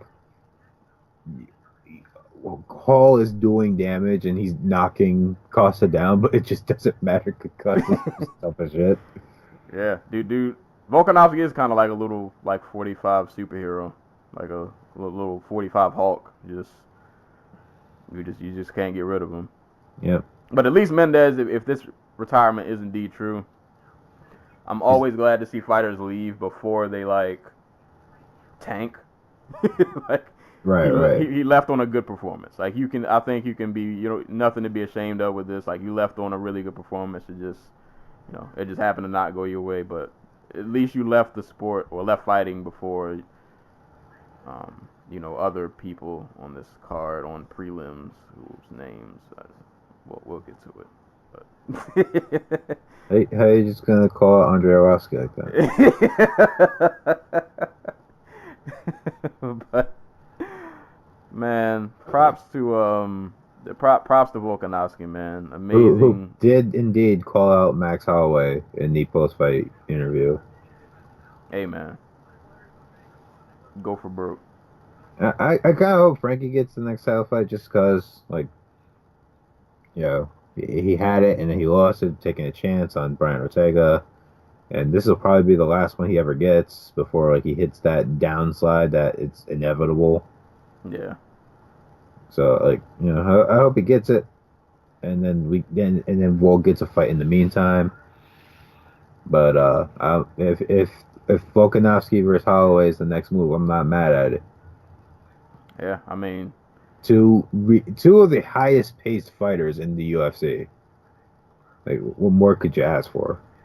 And I think, I guess the one thing I could say, I say this, and Max has still been killing everybody. I think the one thing that he might bring, I'm not gonna say that Max hasn't seen, but like you said, like that pace, like, because that's a big part of Holloway's game. It's just like he doesn't get tired. Like he can just be wild and do whatever he wants for 5 rounds, and we could see if Volkanovski and that strength he has, man. Like, it'll be an interesting matchup. Matchup, but no, go ahead. No, I'm with it. But yeah, that would be a interesting matchup. But that was the main card. Awesome main card, regardless of everybody I rooted for lost. But nah, man, really good main card. Go back and watch all these fights that we mentioned. Definitely worth a rewatch. And with all the finishes, it went by. I ain't gonna say it went by fast, but it was nicely paced. At least the main card was. On to a fight that was not so nicely paced. Why they paced did themselves pretty well. They didn't seem too tired by the end of it. This didn't hit me until now. Why did this headline the prelims? Because Andrei Arlovski's in it, and people like Andrei Arlovski despite the fact that 9 out of 10 of his fights are boring as shit. I mean, don't get me wrong. Arlovski's been one of my favorites for a long time. Exactly. And I've been really. You're blaming me. It's your fault. Like I'm always happy to see Arlovski win if he can pull one out. Yeah, this fight wasn't it, man. I mean, it's not like even the worst. It just wasn't good. Yeah, it was a heavyweight fight that you just looking like it. This is a heavyweight fight. It's a heavyweight fight between a guy who lost his ability to like hit hard or knock people out, and a guy who, quite honestly, probably never had it. Like, I like like neither hit Arlovski or what's his name really. I'm trying to think of like the last time they knocked somebody out. Yeah, it's been a minute. Right? Because Arlovski was it the Travis Brown fight? It might have been the Travis Brown fight where Brown got hit with the backhand that he didn't see coming. And that was how many years ago? That was in 2015. Yeah, and excuse me, Walt Harris. I always thought like when he was coming up on the regional scene, I thought, oh wow, this dude like seems to have a really good boxing game. Seems to hit really hard, and he gets to the UFC, and he's just not like a really big puncher, like whatsoever. Yeah, this was just a heavyweight boxing match with moments of them just kind of staring at each other. Not really a ton to break down here. It was your typical Andrei Arlovski mirror match where he stared at the mirror for a while, and the guy he was fighting against was scared enough of him that he didn't put a lot out there to get countered by. Yeah. So. Perfect breakdown. But Walt Harris took a split decision. So. Yep. Probably the Harris biggest win of his career. Yep. And puts him on I think a 2-fight win streak. And he probably gets him a number. Ugh. Hey man, this is heavyweight. This is kind of what we. Well, I only say that because I know it was a disqualification, but technically Mark Godbeer beat him. And I don't think Mark Godbeer's in the UFC anymore. Yeah, that was. Yeah.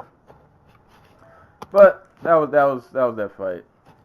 Walt Harris won via split decision, so congrats to him.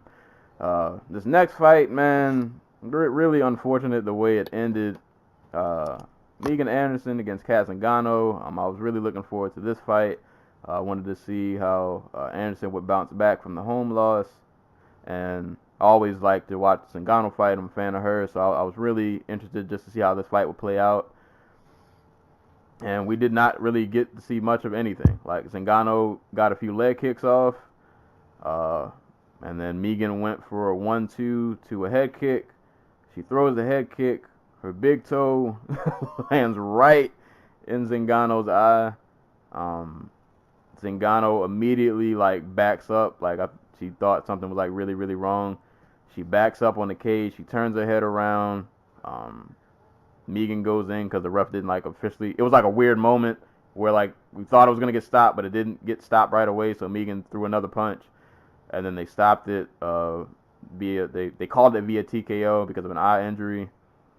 So yeah, unfortunately, there's not really much to talk about of the fight because we didn't get to see much. I can report though, I saw another tweet from Zingano. She did go to the hospital. I forgot the name of the injury, but her eye's like okay. Like it's like an eyelid laceration or something. Yeah. But from what I saw, like her eye seems to be okay. Like it wasn't as bad as she, is what it looked to be.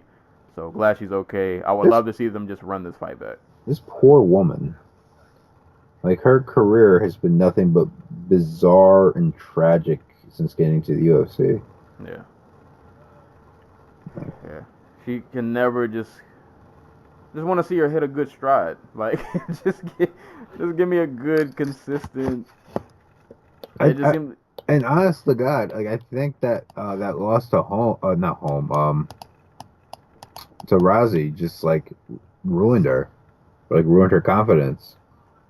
Like, she beat Marion Renault in a wrestling match, but like since she looks so unsure of herself, and maybe that's just because Megan Anderson's like 6 feet tall, and probably hits a lot harder than most of the other women she's fought. But like, she did not look good out there. She looks so uncomfortable. Yeah, I don't know. I don't know. It's hard for me to say because just not enough even really happened. Right. But I hope they run this back so we can just actually see how this would like legit play out. It went so quick.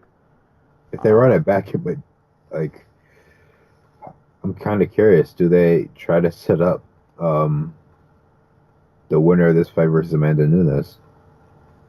Possibly. I mean, with Ngannou, you'd have a story there because Ngannou was her last defeat. So, yep. Even though that was back in like, I forgot when. 2016? Yeah.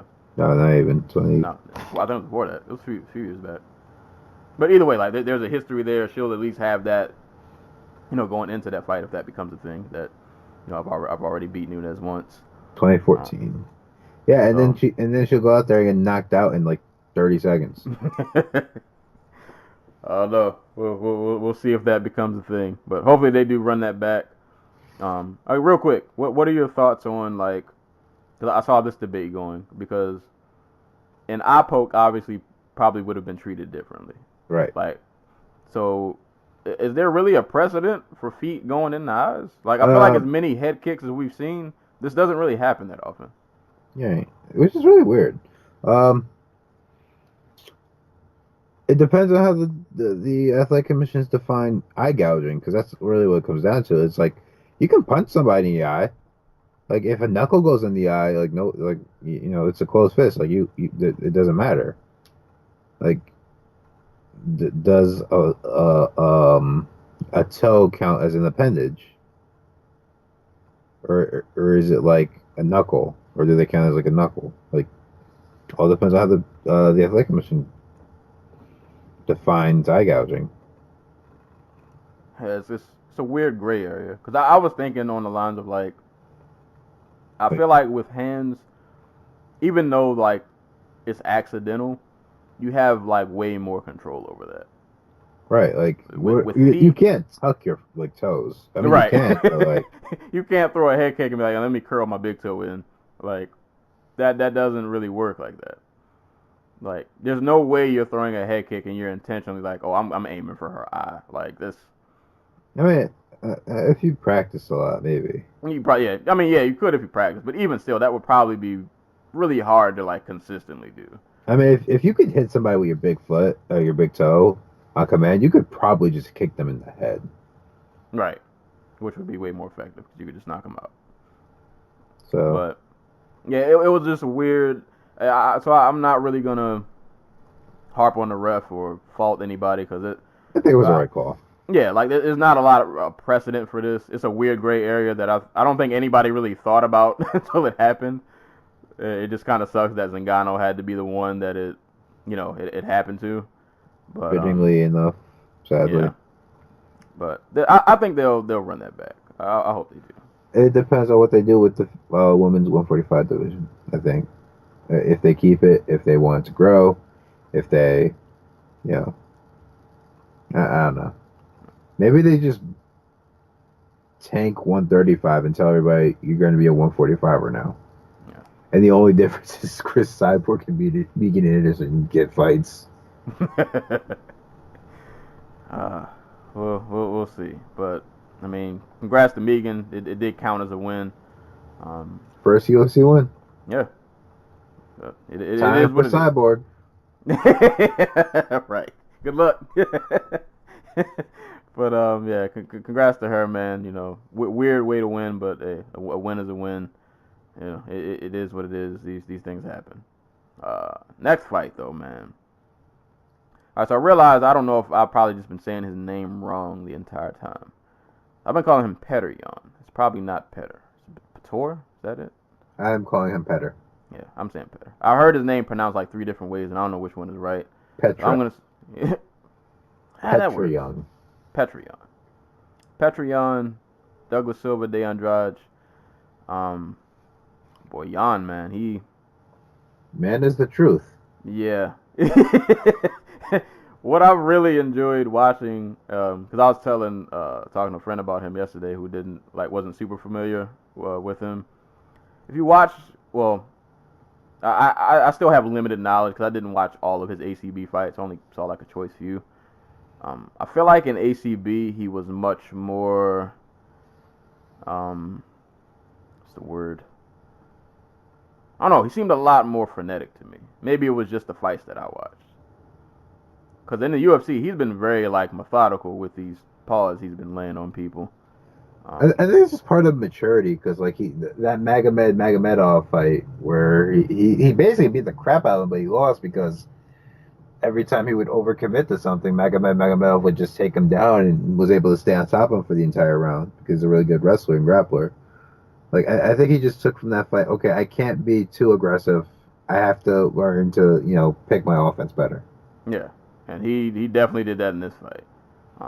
I mean, Andrade had a decent competitive first round, but Jan he's really accurate. He knows when to get in and get out. He mixes his shots up really well. Dude's Patrick Wyman, the former host of like the Heavy Hands podcast and writer for Bleacher Report and Vice and whatever. He had a description of Demetrius Johnson as like a flowchart violence fighter, where like okay, he can shoot for the double leg, and if that doesn't work, he can turn that into a knee from the clinch.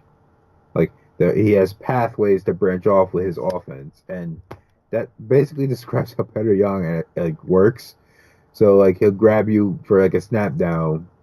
Like a snap down, so he's going for a takedown, and if he can't get it, he'll turn that into like 3 or 4 body shots where he just reaches around you and hits you in the gut, like right to the side of the ribs. And when you go to guard that, then he'll snap you down and hit you with a knee to the body, like as you're curled up in the turtle position. Like, dude is just he just like has so many different ways to hurt you from the same position, and he can do that everywhere. And he's very, it's like violence, but it's like economical. Like it's exactly, yeah. It's just like it's very pinpoint, but it's super effective. And he hit I can't remember if that was round 2. He had a beautiful takedown on Douglas. And I mean, for Douglas's worth, I mean, he was firing back, he was trying to counter, but like Jan was just so pinpoint and so precise. It's like the perfect mix of just everything. And you mix that in with the takedowns, and then in that second round he got on top and he just blasting away elbows. And poor Andrade's face just starts. Like it was the most casual thing too. It wasn't like he was like rearing back and then dropping them down. Dude was just really casually just throwing the elbows from side control. And by like the third one, his face is just like, oh, there's blood. And yeah, it was a very technical, impressive, just kind of beat down from Jan. He's so good. Yeah, that dude's nasty, man. And then I gotta give props to Douglas's corner because he got battered at the end of that second, man. He ate a lot of elbows. His face is bleeding. The fight was just becoming more and more one-sided the longer the fight went on. And I mean, we've seen worse than this, but the corner thought enough to just say, you know what, man, It's not worth it. yeah, it's not worth it. It's not working. You're not. I'm assuming they know their fighter. You're not showing me enough to make me think that this is gonna go any other way than what we're seeing. It looks like it's just gonna get worse. Yeah, and you're bleeding. You're bleeding all over the place. Let's get you out of here. So they stop it. They don't even let him go to the third round, which I would. And I'm not saying in every MMA fight your corner should take you out when you experience any kind of adversity, but like there are just those moments when you know, like your guy's out there, he's just kind of getting pummeled, and like if it was for a title fight, different, you know, give it all you got, see if you can pull off a miracle. But in a fight like this, man, just live to see another day. According to Anik, that he went back to the corner and like he just seemed out of it.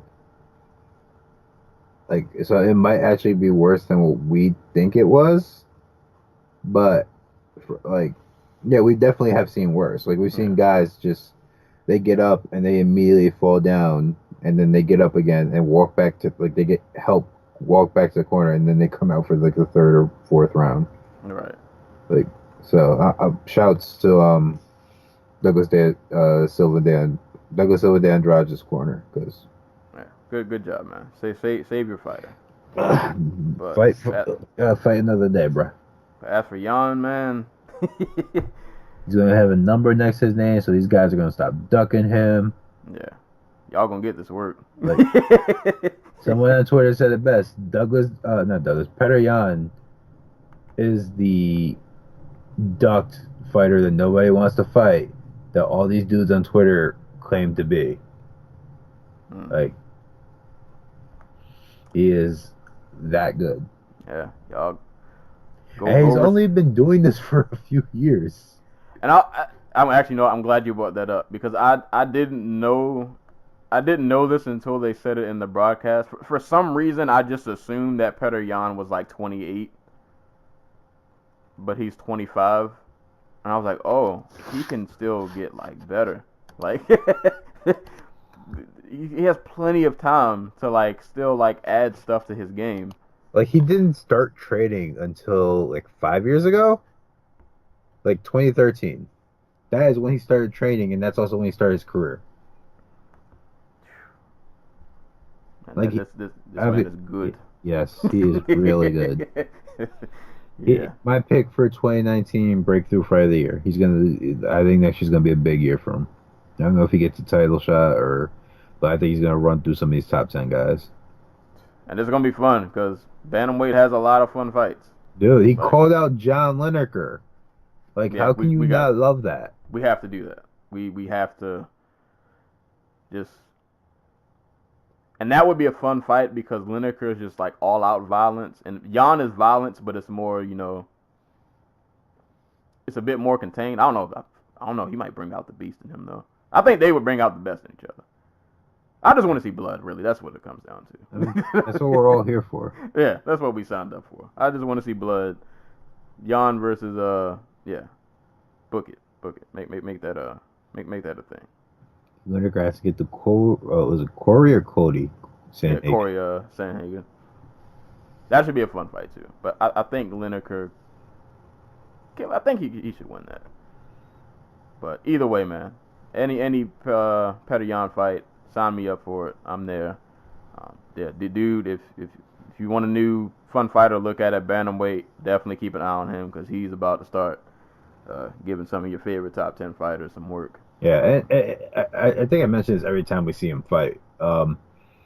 If you haven't gone and watched his 2 fights in ACB with Magomedov, do yourself a favor and go watch them. They were some of the best fights from the years they happened in. Like, I know the first one was in 2016. I can't remember if the second was in 2017 or 2016. But go watch those fights because they're tremendous.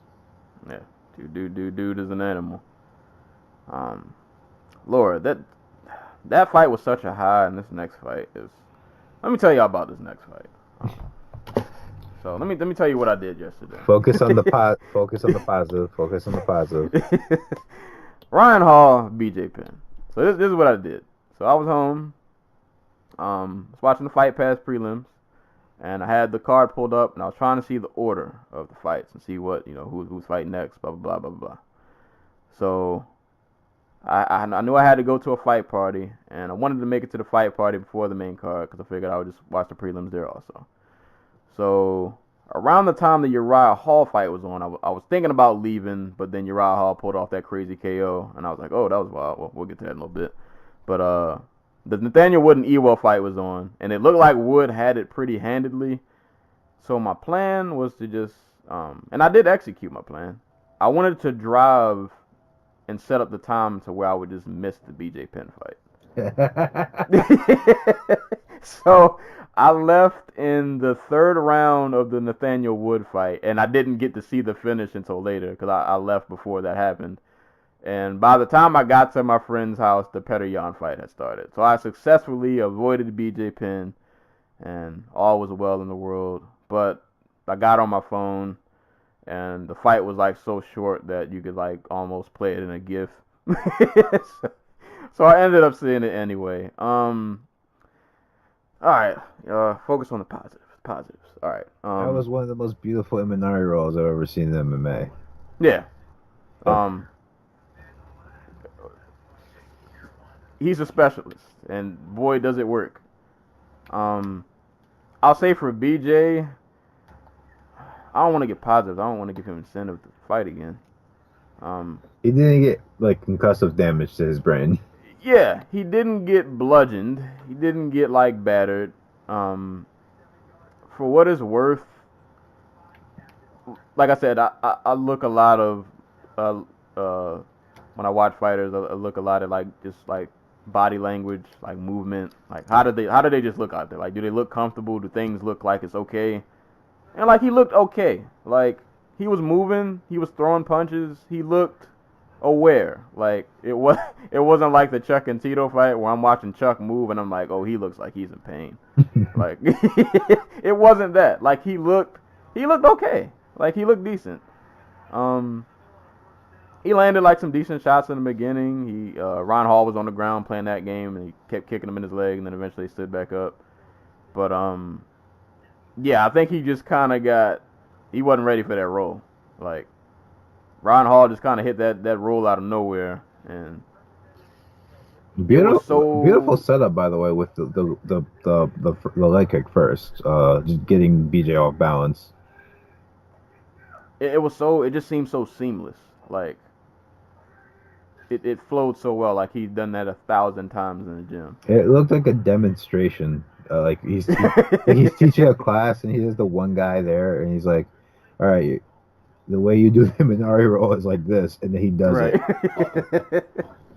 And you know what? I'm gonna be thankful for Ryan Hall that like he sank the submission in, he got this over quick. So when I did finally get the will to go back and rewatch it, I was like, oh, this wasn't as bad as I thought it would be. I'm still like not happy that it happened, but at least it wasn't like BJ might have ligament damage. Yes, and I'll take a ligament over a brain cell.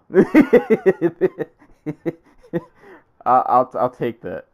Fair enough. Yeah, I'll take that. I mean, I hope his heel's okay, because that was, like I said, he sunk that in really quick, and it was really like BJ tapped like immediately, like he didn't even waste time, and thank God Ryan Hall's not on the Paul Harris tip where he like won't let go, like he let it go quick. So, but nah, man, Ryan Hall, that was a really awesome finish. To be positive about that fight, I'll say that. So we're gonna get a rematch between him and Aramobov now.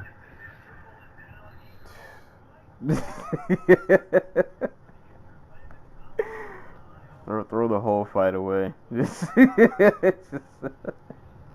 Listen, Kron Gracie's in the UFC now, and if Like the UFC can't even give us that. Then what the hell's the point? You know what I mean? Why are Ryan Hall's last 2 wins over BJ and Gray Maynard, who are combined in fight years like 2,000 years old? I don't know, but UFC, you have like they have all these jiu-jitsu dudes who like aren't doing things. Like they had Augusto Mendez, they had Marcin Held, and they didn't make those fights, and I'm very upset about that. So UFC, give me Kron Gracie versus Ryan Hall. That's all I want.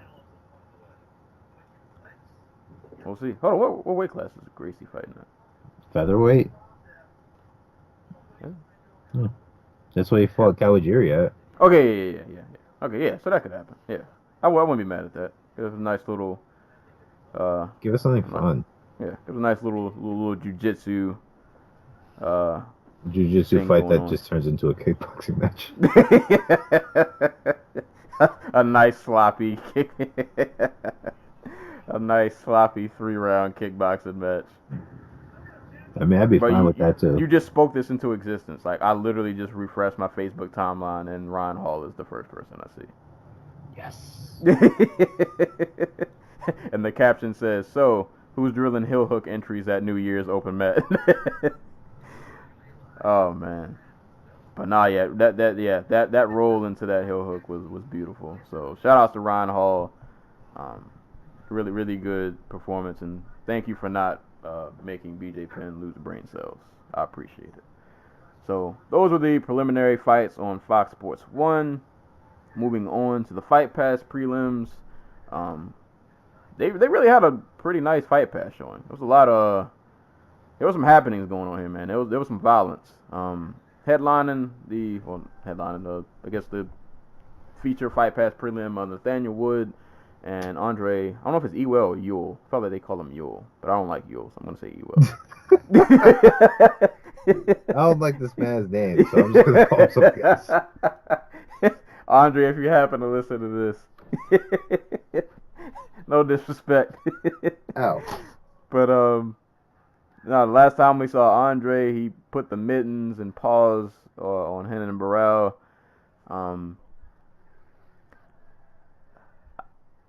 Where did Nathaniel Wood fight before this? Wasn't he in like Bama? CF Cage Warriors. Cage Wars. Okay.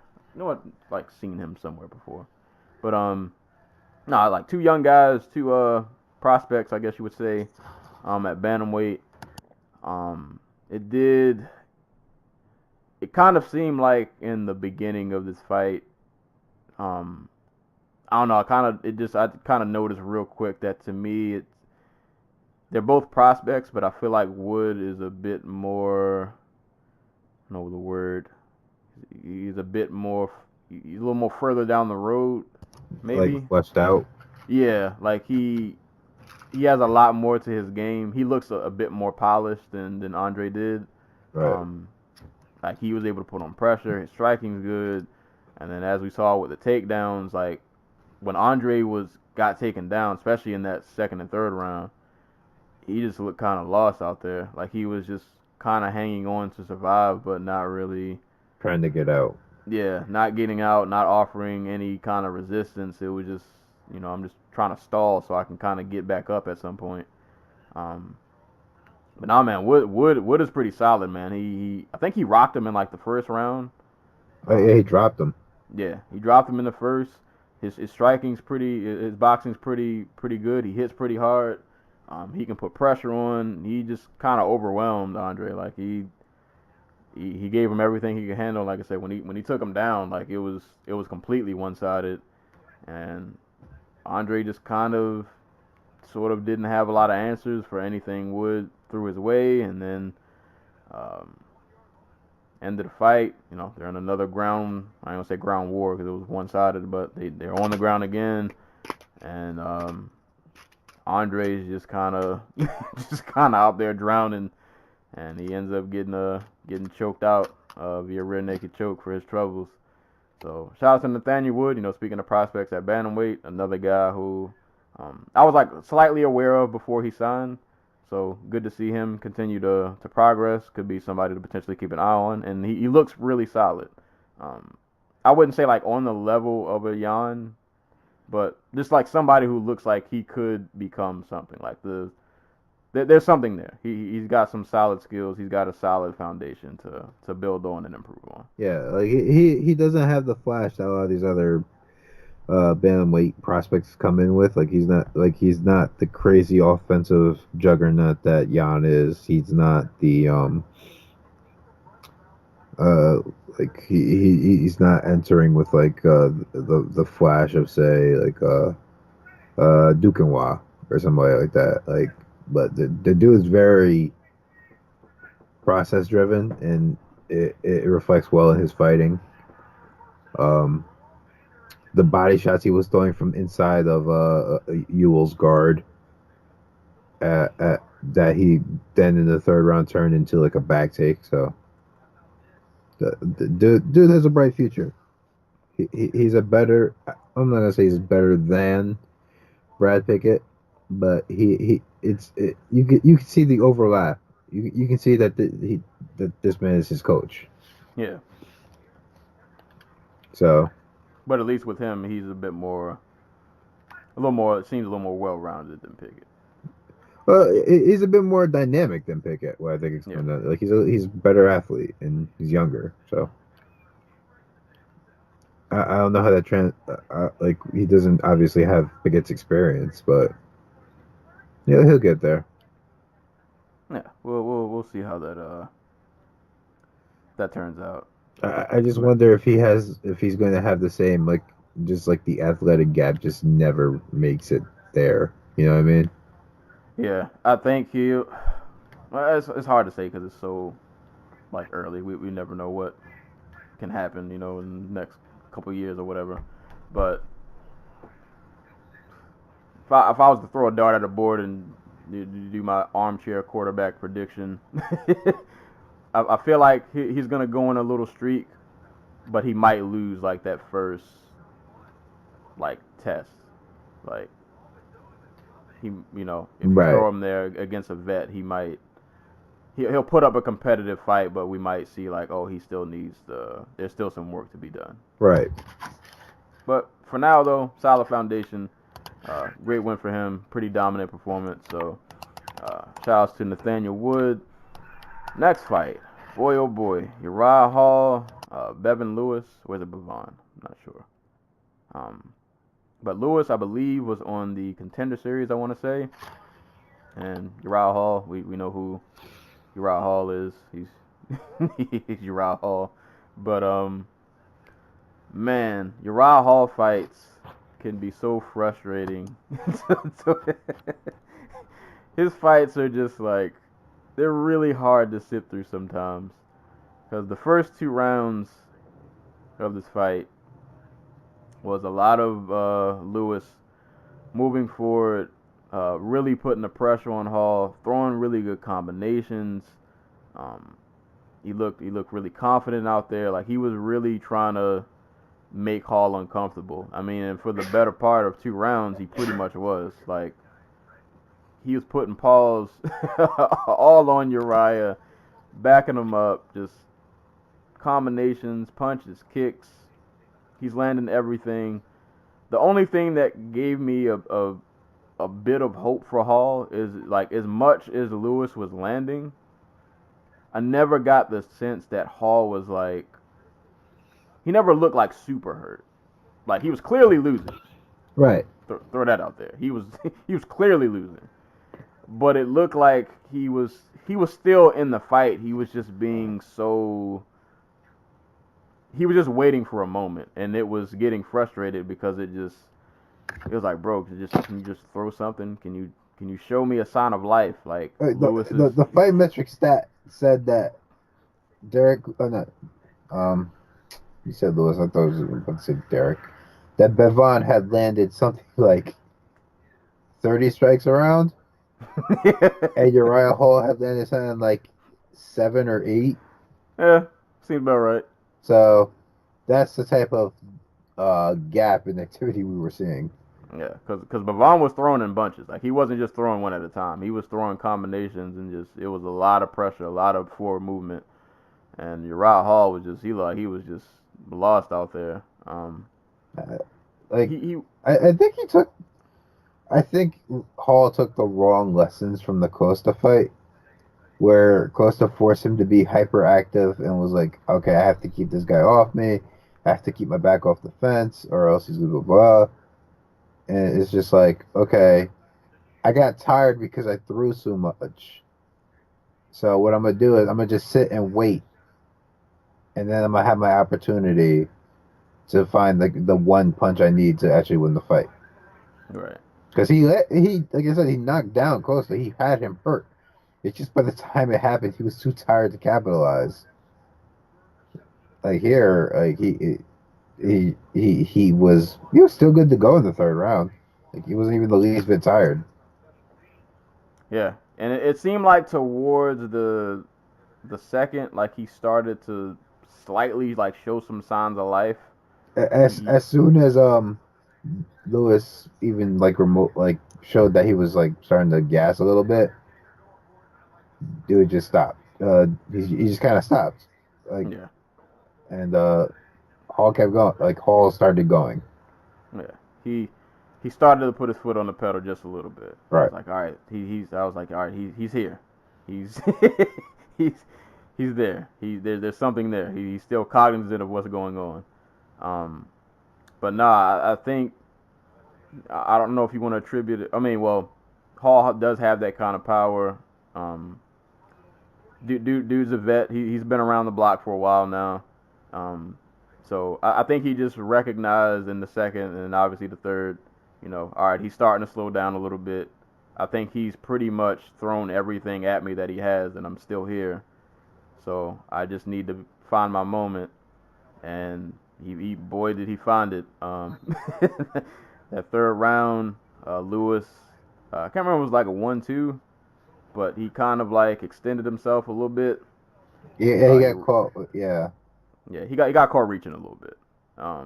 And Hall countered with a right hook, and Lewis just died. Like he just the man just fell over. No need to follow up. He was on the ground for a while, just kind of staring in the air, like what happened. Like yeah, it was one of them. Like Uriah Hall took his soul. He took his soul. He waited the whole fight for one moment, and it didn't look like he was gonna get it, but he got it. He found it, and he gets another Christoph, another Jotko comeback like win. Um, gives a nice touching post fight speech to his sister, who's apparently battling depression. Um, so good moment for Hall. Like he had to get beat up a little bit. He had to take some lumps, but boy oh boy did he came back with the fire. So Yeah. that was good debut for Lewis. yeah, because Hall was ranked, right? Was he? Yep. Yeah, and Lewis, by all accounts, is pretty much on his way to winning that fight.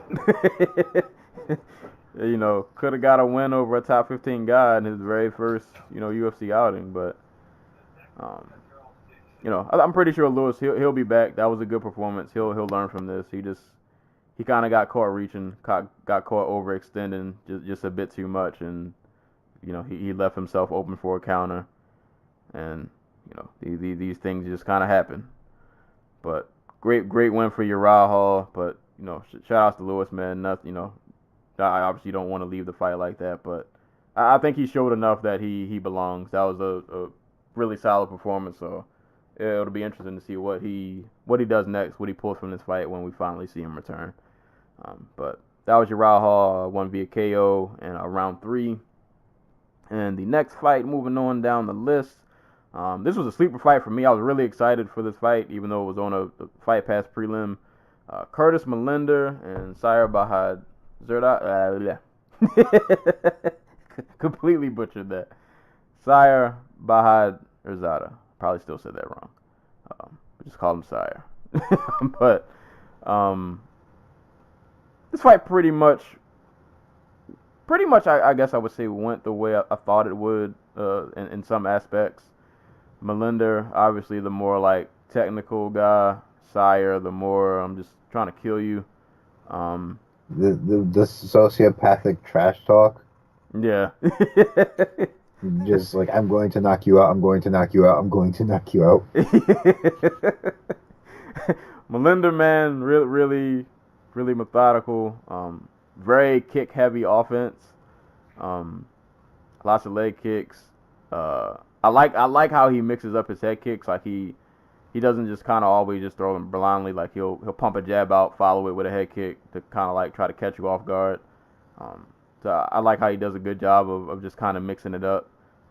Had a nice jab going. The one thing though Melinda was doing that, he got caught a couple times, but he managed to evade.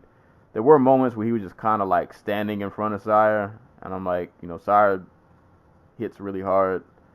If he catches you just kind of standing here, he lands one of them overhand rights. It could be night for you, but luckily he was able to, those moments were kind of few far in between. But even though Sire lost, I think he did still, I guess you would say, kind of like expose the hole in Melinda's game. Like he was able to get takedowns in the second and third, and Melinda does not have like the best ground game, especially off of his back. So he got himself in a few bad spots, but he did enough. He did more than enough on the feet to win. Like he caught Sire with a nice head kick that kind of grazed him, but it still landed. He landed a lot of good kicks. He was picking his spots really well. He did, I can't remember if it was the third. I think he did hurt Sire in the third with I want to say it was a right that actually did kind of shake him up and had him shook up against the cage. He didn't get the finish. He went in and he was really patient about it. And finish didn't happen, and he didn't really force the issue. So, but this fight was kind of what you would expect. Like Melinda being the technical guy, Sire just kind of being the brawler / I can wrestle when I need to. So he was flailing shots. He was effective with the takedowns, but Melinda was just more accurate on the feet. A lot in his striking arsenal that he was just able to use and get a decision. And Curtis Melinda quietly has just had a really good his UFC career so far has been pretty on point. Like he debuted against Alves, gave him a knee to the face. The Max Griffin fight was pretty good, and now he's beat Sire, so he's fought like pretty solid competition, and it's been good to see him because I was a fan of his back in Bellator, and his Bellator stint just like you saw flashes that he was good, but like if you look at his Bellator record, like his first fight was against Brendan Ward, then Fernando Gonzalez. He left Bellator with a win, but like he always just seemed to lose to like Bellator's kind of best guys. Mm-hmm. So he was kind of in limbo after that, but he got his career pretty much back on track. He went to LFA and just kind of like revitalized himself, and now he's in the UFC handling business. And he called out Michelle Perry, as he calls him. So I mean, we'll see if that happens. Whack. Like that part of it was whack. The fight was great.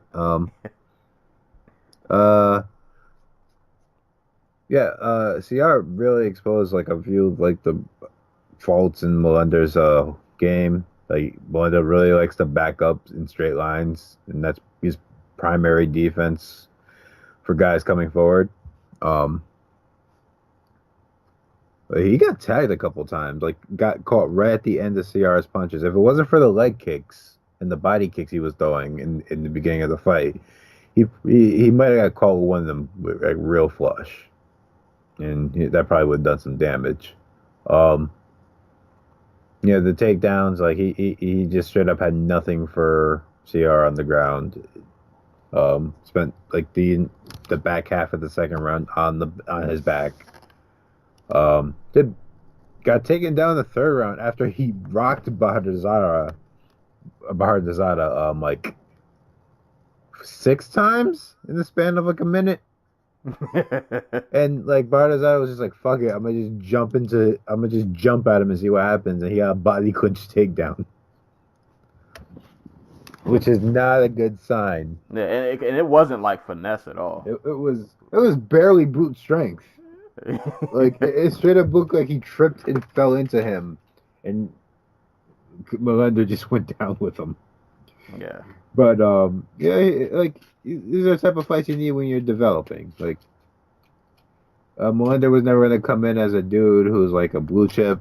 He's always gonna have like he's gonna constantly have to work on things, like the faults. It's not about learning with him. It's about getting rid of the faults. But he showed like a lot of great stuff in this fight, and Bartazada is like his toughest opponent in the UFC to date. Just a really rough matchup. But like I said, like I really like his arsenal.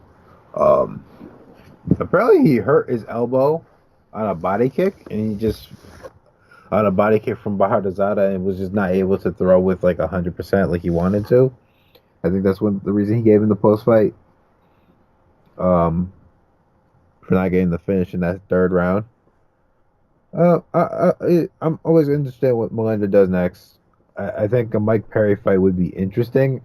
It'd kind of be like a more. I'm like I can't even say advanced. It'd just be like he'd be fighting a more athletic version of Bahadazada. Yeah. So I mean I'm down for it. He's gonna have to, really watch the tape and see what he did here to end up in bad positions if he wants that fight. But I'm down for it if they're willing to make it because that's a really good fight. Or at least fun. I guess the one thing, well, even though Perry has kind of changed his fighting style, I think the other thing that Sire kind of exposes, Melender he doesn't seem like he handles pressure too well. Yeah. Like he gets really antsy when you start really getting in his face. So yeah, I wouldn't be mad at him and Perry, like, because Perry's a guy who could put that pressure on him and kind of he could exploit that. That could be an interesting matchup. But nah, man, props to Melender. Really good performance. Nice technical striking performance. And the last fight of the evening, which only lasted 1 minute and 40 seconds. Montel Jackson did come in overweight by 2 pounds against Brian Kelleher. I think Jackson was also from the Contender Series, so I mean, good to see the Contender Series guys are, coming in the UFC and getting some pretty solid wins and putting on decent performances. Man, Kelleher, man, I almost felt bad for him. Like, he came out there, man, he was going for it. I don't remember this fight in a ton of detail, but Kelleher looked like he looked shook, which is really weird because like he's the dude who goes out there on his sword and just like lays it all out, but like he looked a little bit like Kat Zingano, where like he just wouldn't commit to anything, and like he was stuck at the end of Montel Jackson's reach, and was just like he just felt terribly uncomfortable. And I'm just now realizing this is only a few months after. I mean, this happened earlier in the year where he got knocked out by John Lineker. I'm wondering if that has something to do with it, because that was his first knockout loss of his career. yeah, and he caught a mean elbow in this one, buddy. Oh yeah. Yeah, they hit that clinch. Yeah, this whole fight is basically you're watching a GIF. Yeah, once they clinched, it was over. Like they clinched against the cage. Montel had a little bit of space. He threw an elbow, caught Kelleher like right behind the ear. He kind of like fumbles down. Montel gets him on the ground, just starts blasting off ground and pound, just beating away at the poor man, and then ends up taking in a Darce choke. And that's a pretty solid win for like your first. I think that is his first. Is that his first UFC fight? This Can't one? remember. Oh no, Montel. he lost to Ricky Simone. Okay. Oh yeah, that wasn't. But still, that's over a guy like Kelleher who, I mean, Kelleher's not like a, like super elite guy, but dude is proven like he can hang. Like he's about that life. He's not an easy out for anybody. And Montel kind of went in there and just he handled him. Like he really handled him. Yeah, not a lot to say, man. Like he elbow, ground and pound, Darce choke. he left that fight pretty much unscathed. Like, he didn't really take much damage, if any. So shout outs to Montel Jackson. Pretty flawless performance. And like I said, good to see guys from the Contender Series, coming in the UFC and get some solid wins. So This is what happens when you let Sean Shelby and Mick Maynard screen who Dana sees, as opposed to Dana just showing up at your card and being like, that guy can fight. yeah, that guy's tough. He goes for it. He goes for it, and we want that. How many guys who goes for it, they went right out the door.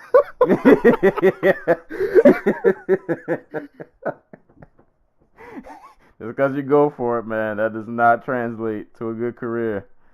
You will be going for it in another promotion. But that was UFC 232, man. Like I said, it's so just poetic that a card like this would end the year. Like, this card had everything that embodies what the UFC and what MMA is. Controversy, amazing title performances, historic moments, veterans who just, life just didn't work out for them, prospects who came in and impressed. Like, this card had literally everything. This card just embodies what MMA is in a nutshell. All the greatness, all of the worst sides, the ugly sides, the controversies, but also the beautiful moments. It was all tangled up and packaged in one little our final fight card of the year. We got all of it, just everything in one card. This was 2018. Couldn't have ended any other way. And boy, does it make me worry about what 2019 is going to bring. It's not going to be. Man. 2019 is going to be really weird. Yeah. It's. Whew. But that ESPN card is really going to set the tone. Good thing I'm not going to be here for it. Boy, oh boy. I don't think I know what I'm getting into. But, yeah, but that was UFC 232. Like I said, man, controversy aside, definitely a card worth watching. A lot of good performances. Like I said, Amanda Nunes and Cyborg. Nunes, I think, really just stole this card. Just historic performance. Just a great moment in this sport.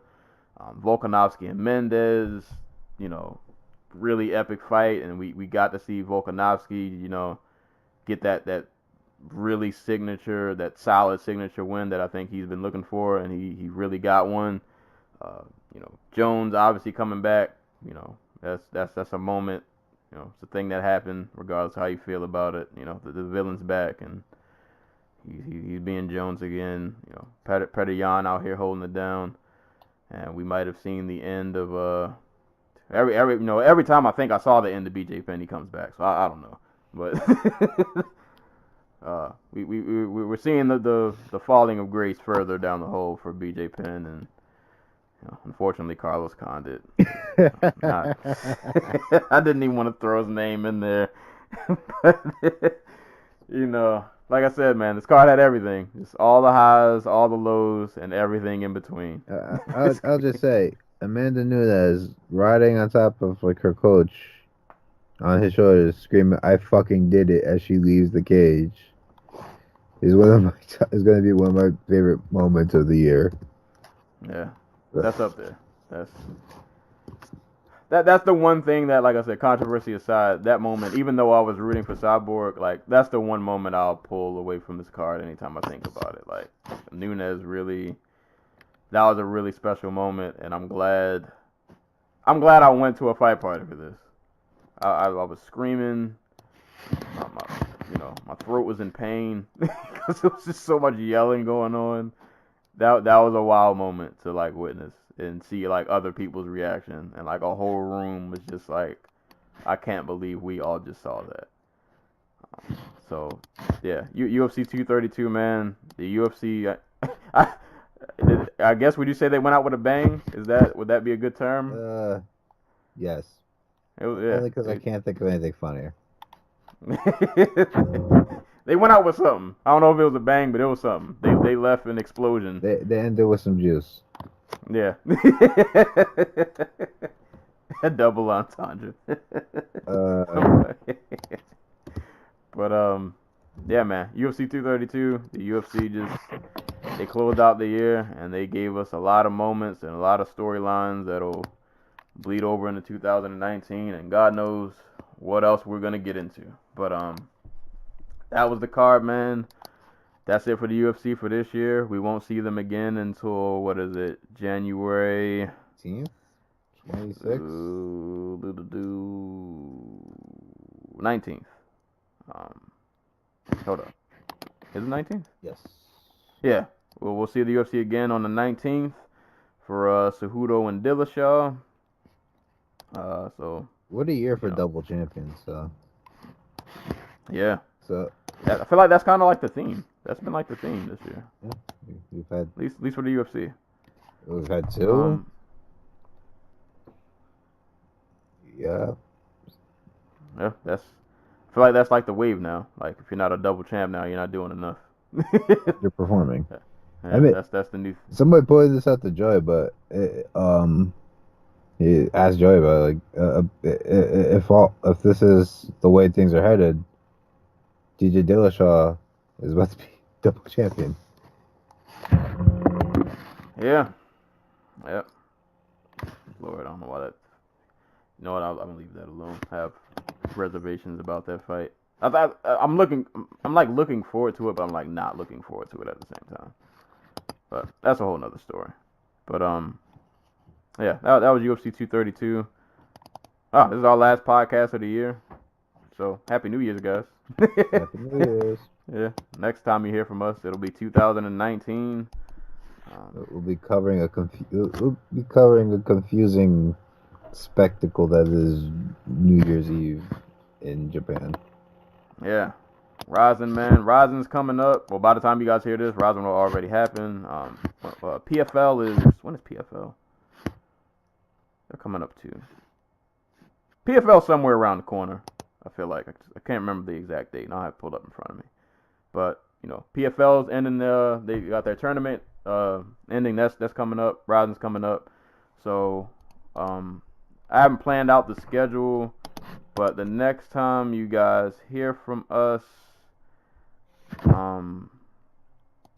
within the next 2 weeks, you'll hear us cover Rising and probably PFL, and then we'll fit in our Dojo Talk award show, and we'll have a special guest on, and it'll be a fun time. Actually, I got to work on that today. Today I'm gonna sit down and actually get my categories in order, and I'll send it to you guys. And did you ask what day you want to be on? yeah, I told him I'll reach out to him earlier. I told him I'll reach out to him once I actually get the list settled. Yeah, I'm trying to aim for a weekend since Saturday will be, the weekend will be clear for the next week or two, something like that. But either way, you guys will still be hearing from us. Within these breaks, we have plans to still fill these gaps, and like I said, Rising's going on, PFL's going on, so there'll still be stuff to talk about.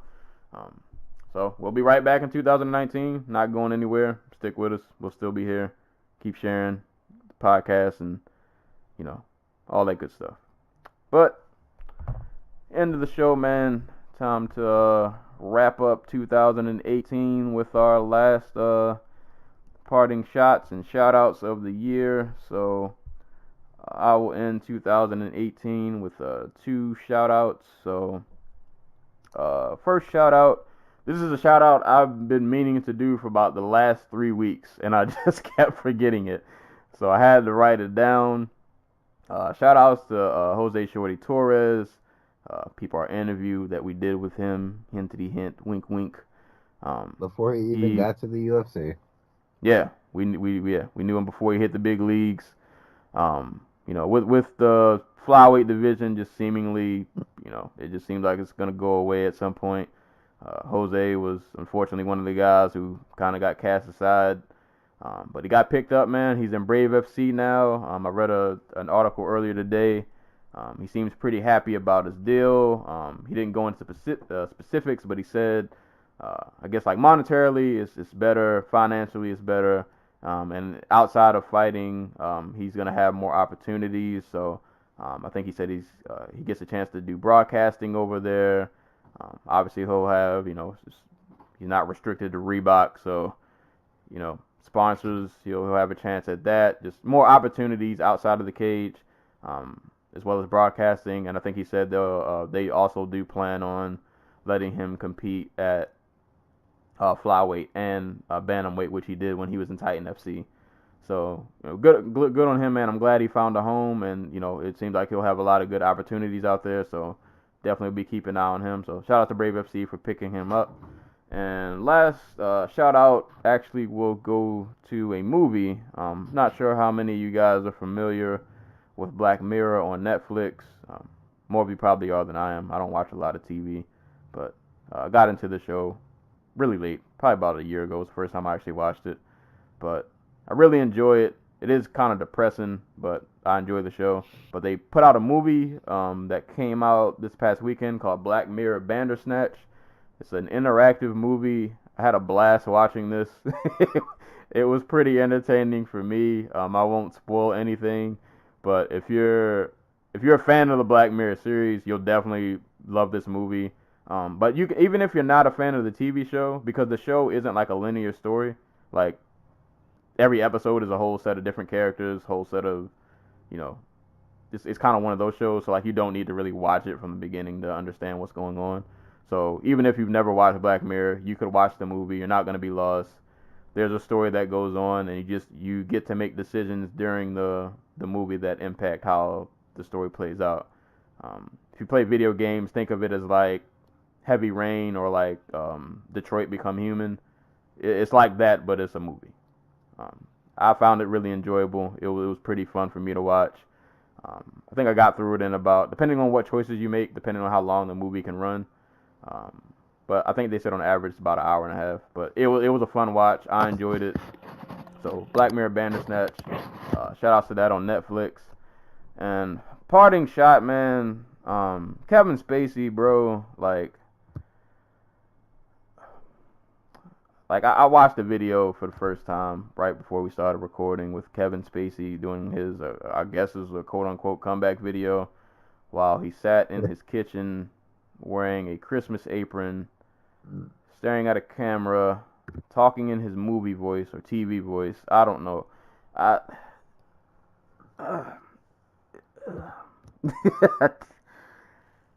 don't know if you thought this was gonna help you get like more work. Like I don't know why he did this, but don't ever do that again. It was very disturbing. It was very confusing. Like I just didn't really understand what I was watching. Just stop it, Kevin Spacey. Just go, just sit in a hole somewhere and just like don't move for a while, a long time, and just like don't say anything. Just go away. Just go away. If you guys don't know what I'm talking about, just type in Kevin Spacey. You'll see the video. I won't really elaborate, but parting shot to Kevin Spacey because the man is clearly like a sociopath, amongst other things. But yeah, so those are my parting shots and shout outs to close out 2018. Shout out to Tumblr because I just posted a link to an article about how PFL is comping tickets for tomorrow, and it was immediately flagged that my post violates community guidelines, is now hidden. I have to appeal it. So fuck you, Tumblr. I don't even know why. Good old Tumblr. Tumblr. Like, whatever. Nobody knows what they're doing up there. Just a bunch of people pressing buttons, and nobody really knows what's going on. I like how you assume that they are people. Robots. It's just a bunch of dogs like messing with. It's a bunch of golden retrievers. Just Just running around pressing buttons. It's adorable. No, PFL. Shouts to PFL. They actually like. If this card was happening today, I'd be in New York today. Like New Year's Eve, downtown in Manhattan, like at MSG in Manhattan. Like, dude, you're not. I'm like that. I would never make it home. I wouldn't make it home until 2020. Like, and it's a really good card. Like, the finals for all the tournaments. Kayla Harrison's on it. Like, I'm into the Ray Cooper the third story. He's about to go in there and fight Magomed Karamov. Like, I'm into the card. It's just like I can't. I'm not going to New York City on New Year's Eve. I'm sorry. Yeah. If it was the 30th, if it was January 1st, I'm in it. December 31st is a no-go, man. Place is a fucking jungle. Yeah. Oh no, nobody deserves to deal with that kind of traffic and just that many humans in one space. Like, I would have no way to get home because by the time PFL ended, the buses would be closed, and I'm not driving into the city. It's just a mess. I'm not paying $80 for a taxi to take me home. Yeah. And Uber prices are probably going to skyrocket. Yeah. No, nobody's doing that. Shout out to PFL, though. Shout out to Ray Cooper out here taking souls this whole year. Man. Oh, was that all yet? Yeah. Was that all you had? Yeah. I mean, if I sat on it, I'd probably think of something else. But why invite the possibility of negativity? There we go. We got to end the year on positive vibes. We got some really good fights lined up for the beginning of next year. Hopefully, boxing, like, things pick up at, like, this fucking Cold War promotions ends and we get some movement on that Errol Spence Terrence Crawford fight. Yeah. That's got to be a thing that happens next year. What else? Good stuff. We got some interesting storylines, some interesting prospects. I'm hopeful, but I'm cynical because that this sport made me that way. Yeah, understandable. This is you can never let any combat sport get you too excited about anything, because you are bound to be let down and have your feelings hurt. It's just a thing that's gonna happen. Ooh. Zane Simon, a bloody elbow. I'm sure this probably happened a few days ago, but Cyborg's profile, along with the women's featherweight division, are already gone from the UFC rankings. So, oof. No bueno. Megan Anderson might be out of a job. I mean, you know what? I'm fine with it. Bellator sign her. They could have all the women's featherweights, and they actually have like a little coalition of like decentish fighters. Like, but women's featherweight isn't like women's flyweight or women's strawweight. Like, it needs one home.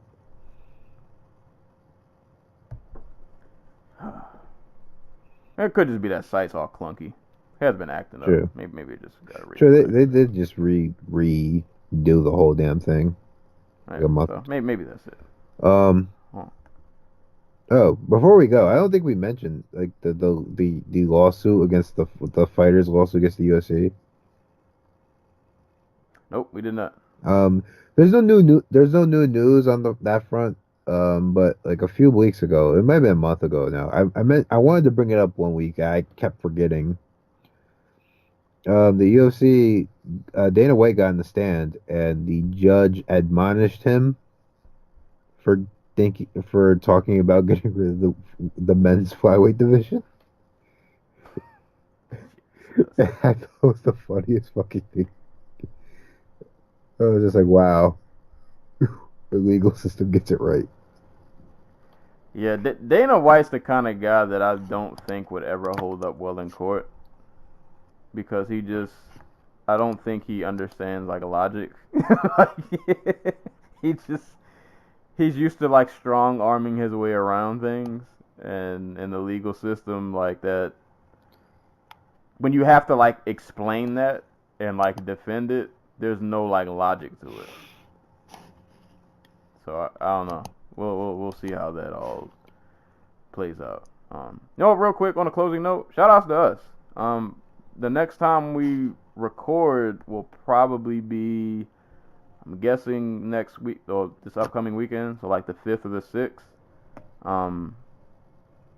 But either way, like the next time you guys hear from us, we'll be at our 2-year anniversary. Damn. Our anniversary is officially on January the 5th. Yeah, honest to God, I feel like we've been doing this for 5 years.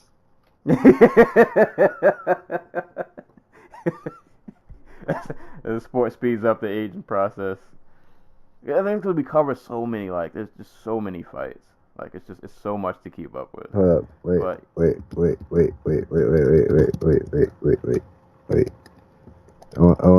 want a statistic real quick.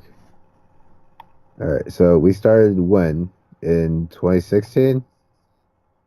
January 5th, 2017. January 5th, 2017. Okay, we have covered CM Punk more times on this podcast against fights than we have Dominic Cruz. Oh. And Cain Velasquez. Ooh. That is depressing. That is. I don't even want to laugh at that. God, I wanted Cruz to come back, man. That one hurt. Like, I wanted to see him as his last hoorah, and it just, like we said, the sport it hurts your feelings sometimes, and you just don't get what you want. This is what we signed up for. But yeah, our 2-year anniversary is coming up, and things have been on the move. I'm collabing with other podcasts now. I'm definitely looking to do more interviews next year. So I'm going to try to make a push for that.